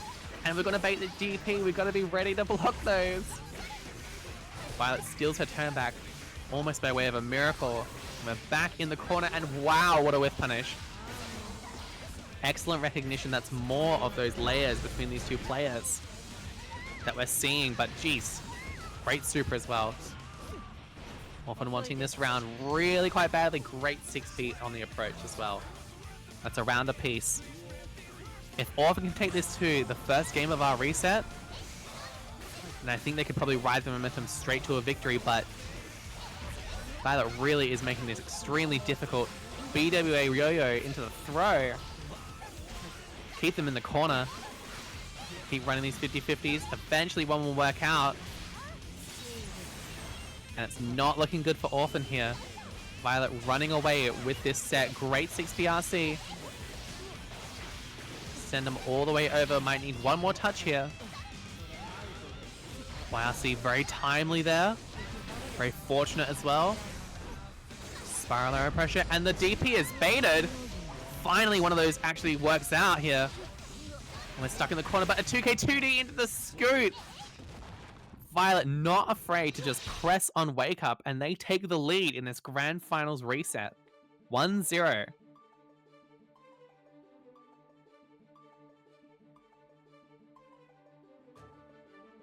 This is a hell of a run we're witnessing from Violet right now. So many games on the loser side of BRACA, but it doesn't even make it seem like it's on loser's side. It looks like she came straight on winners with how commanding she is in these games. The adaptations from Orphan have to happen either now or never. Something's got to give. But Gold Burst is already off deck, and geez, tries their own Gold Burst. Doesn't work out in the end, and now we're back in the block string. RDB whiffs, but a regular throw will not. Good 6P. That is still working out in their favor. It's good that Orphan's recognizing that's a strong component of their game plan against this player. But geez, PRC into the fast low. Back in looping loops in the corner. Not really dealing with these overheads, by the way, but counter hit 5H comes through. We've really got to make this count if we're going to end up in any advantageous position here. Make it happen. Ride this momentum. Spyro, big counter hit CS, and the burst is baited. That is exactly what we need to see from Orphanmeat going forward here. If he's going to stake a claim in this set, it's got to be more of that. Good spacing on the scoop. Run up CS. Holding strong here against the pressure, but geez, what a whiff punish. Violet really familiar with the spacing required in this matchup.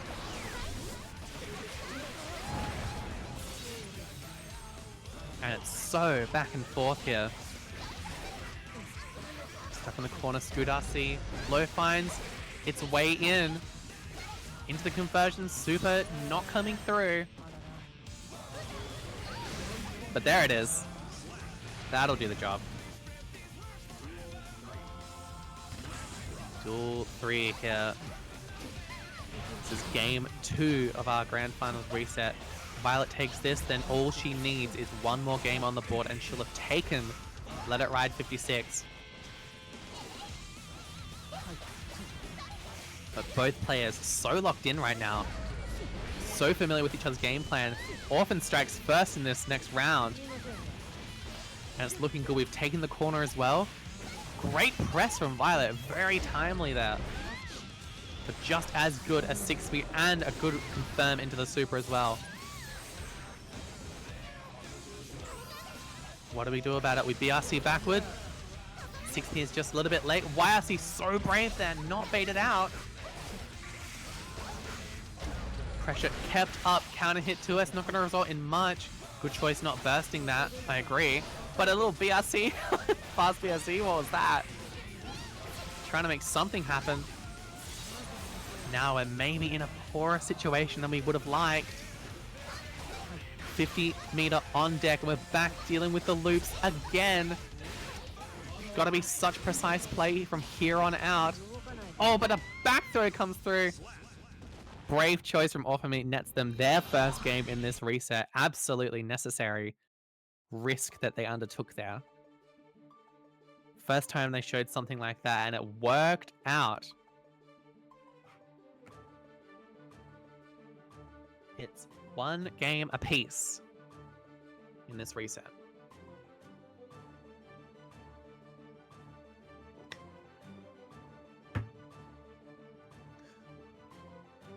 I'm ordering KFC.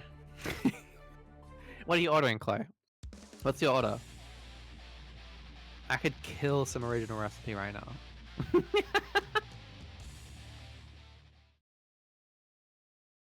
Alright.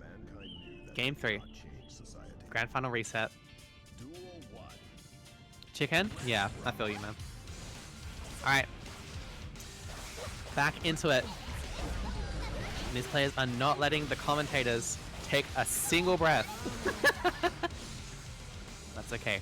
Watching some good ads, good to go. Alright, nice whiff punish. Kick us off in this game 3 situation.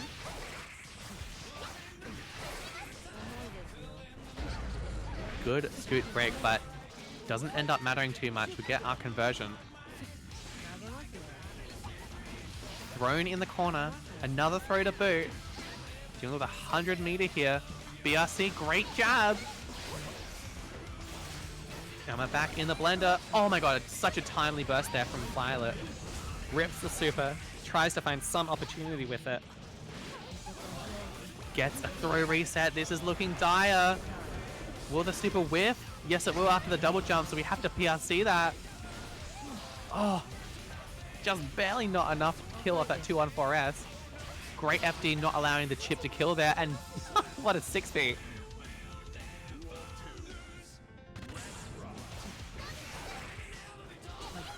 Alright, Orphan showing signs of life now. It was looking a little bleak there for the first couple games, but looks like they found their groove again. Big counter hit combo. CS, great space 5H as well. Not quite enough to kill though.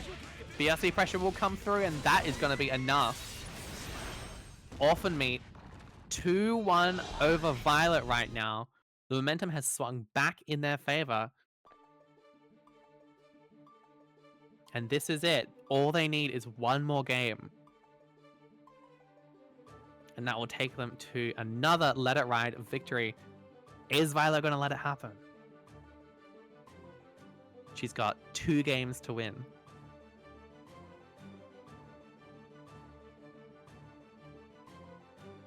Lock in or die.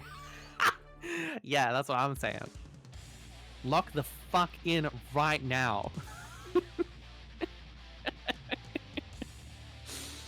For real. No, both these players are locked in as hell. I can tell. Been watching this grand finals the entire time. Both these players on the ball with dealing with each other's habits. It's just a matter of who can convert when they need to. Orphan Meat wants to end this right now. The 2D though is rolled straight over. Violet.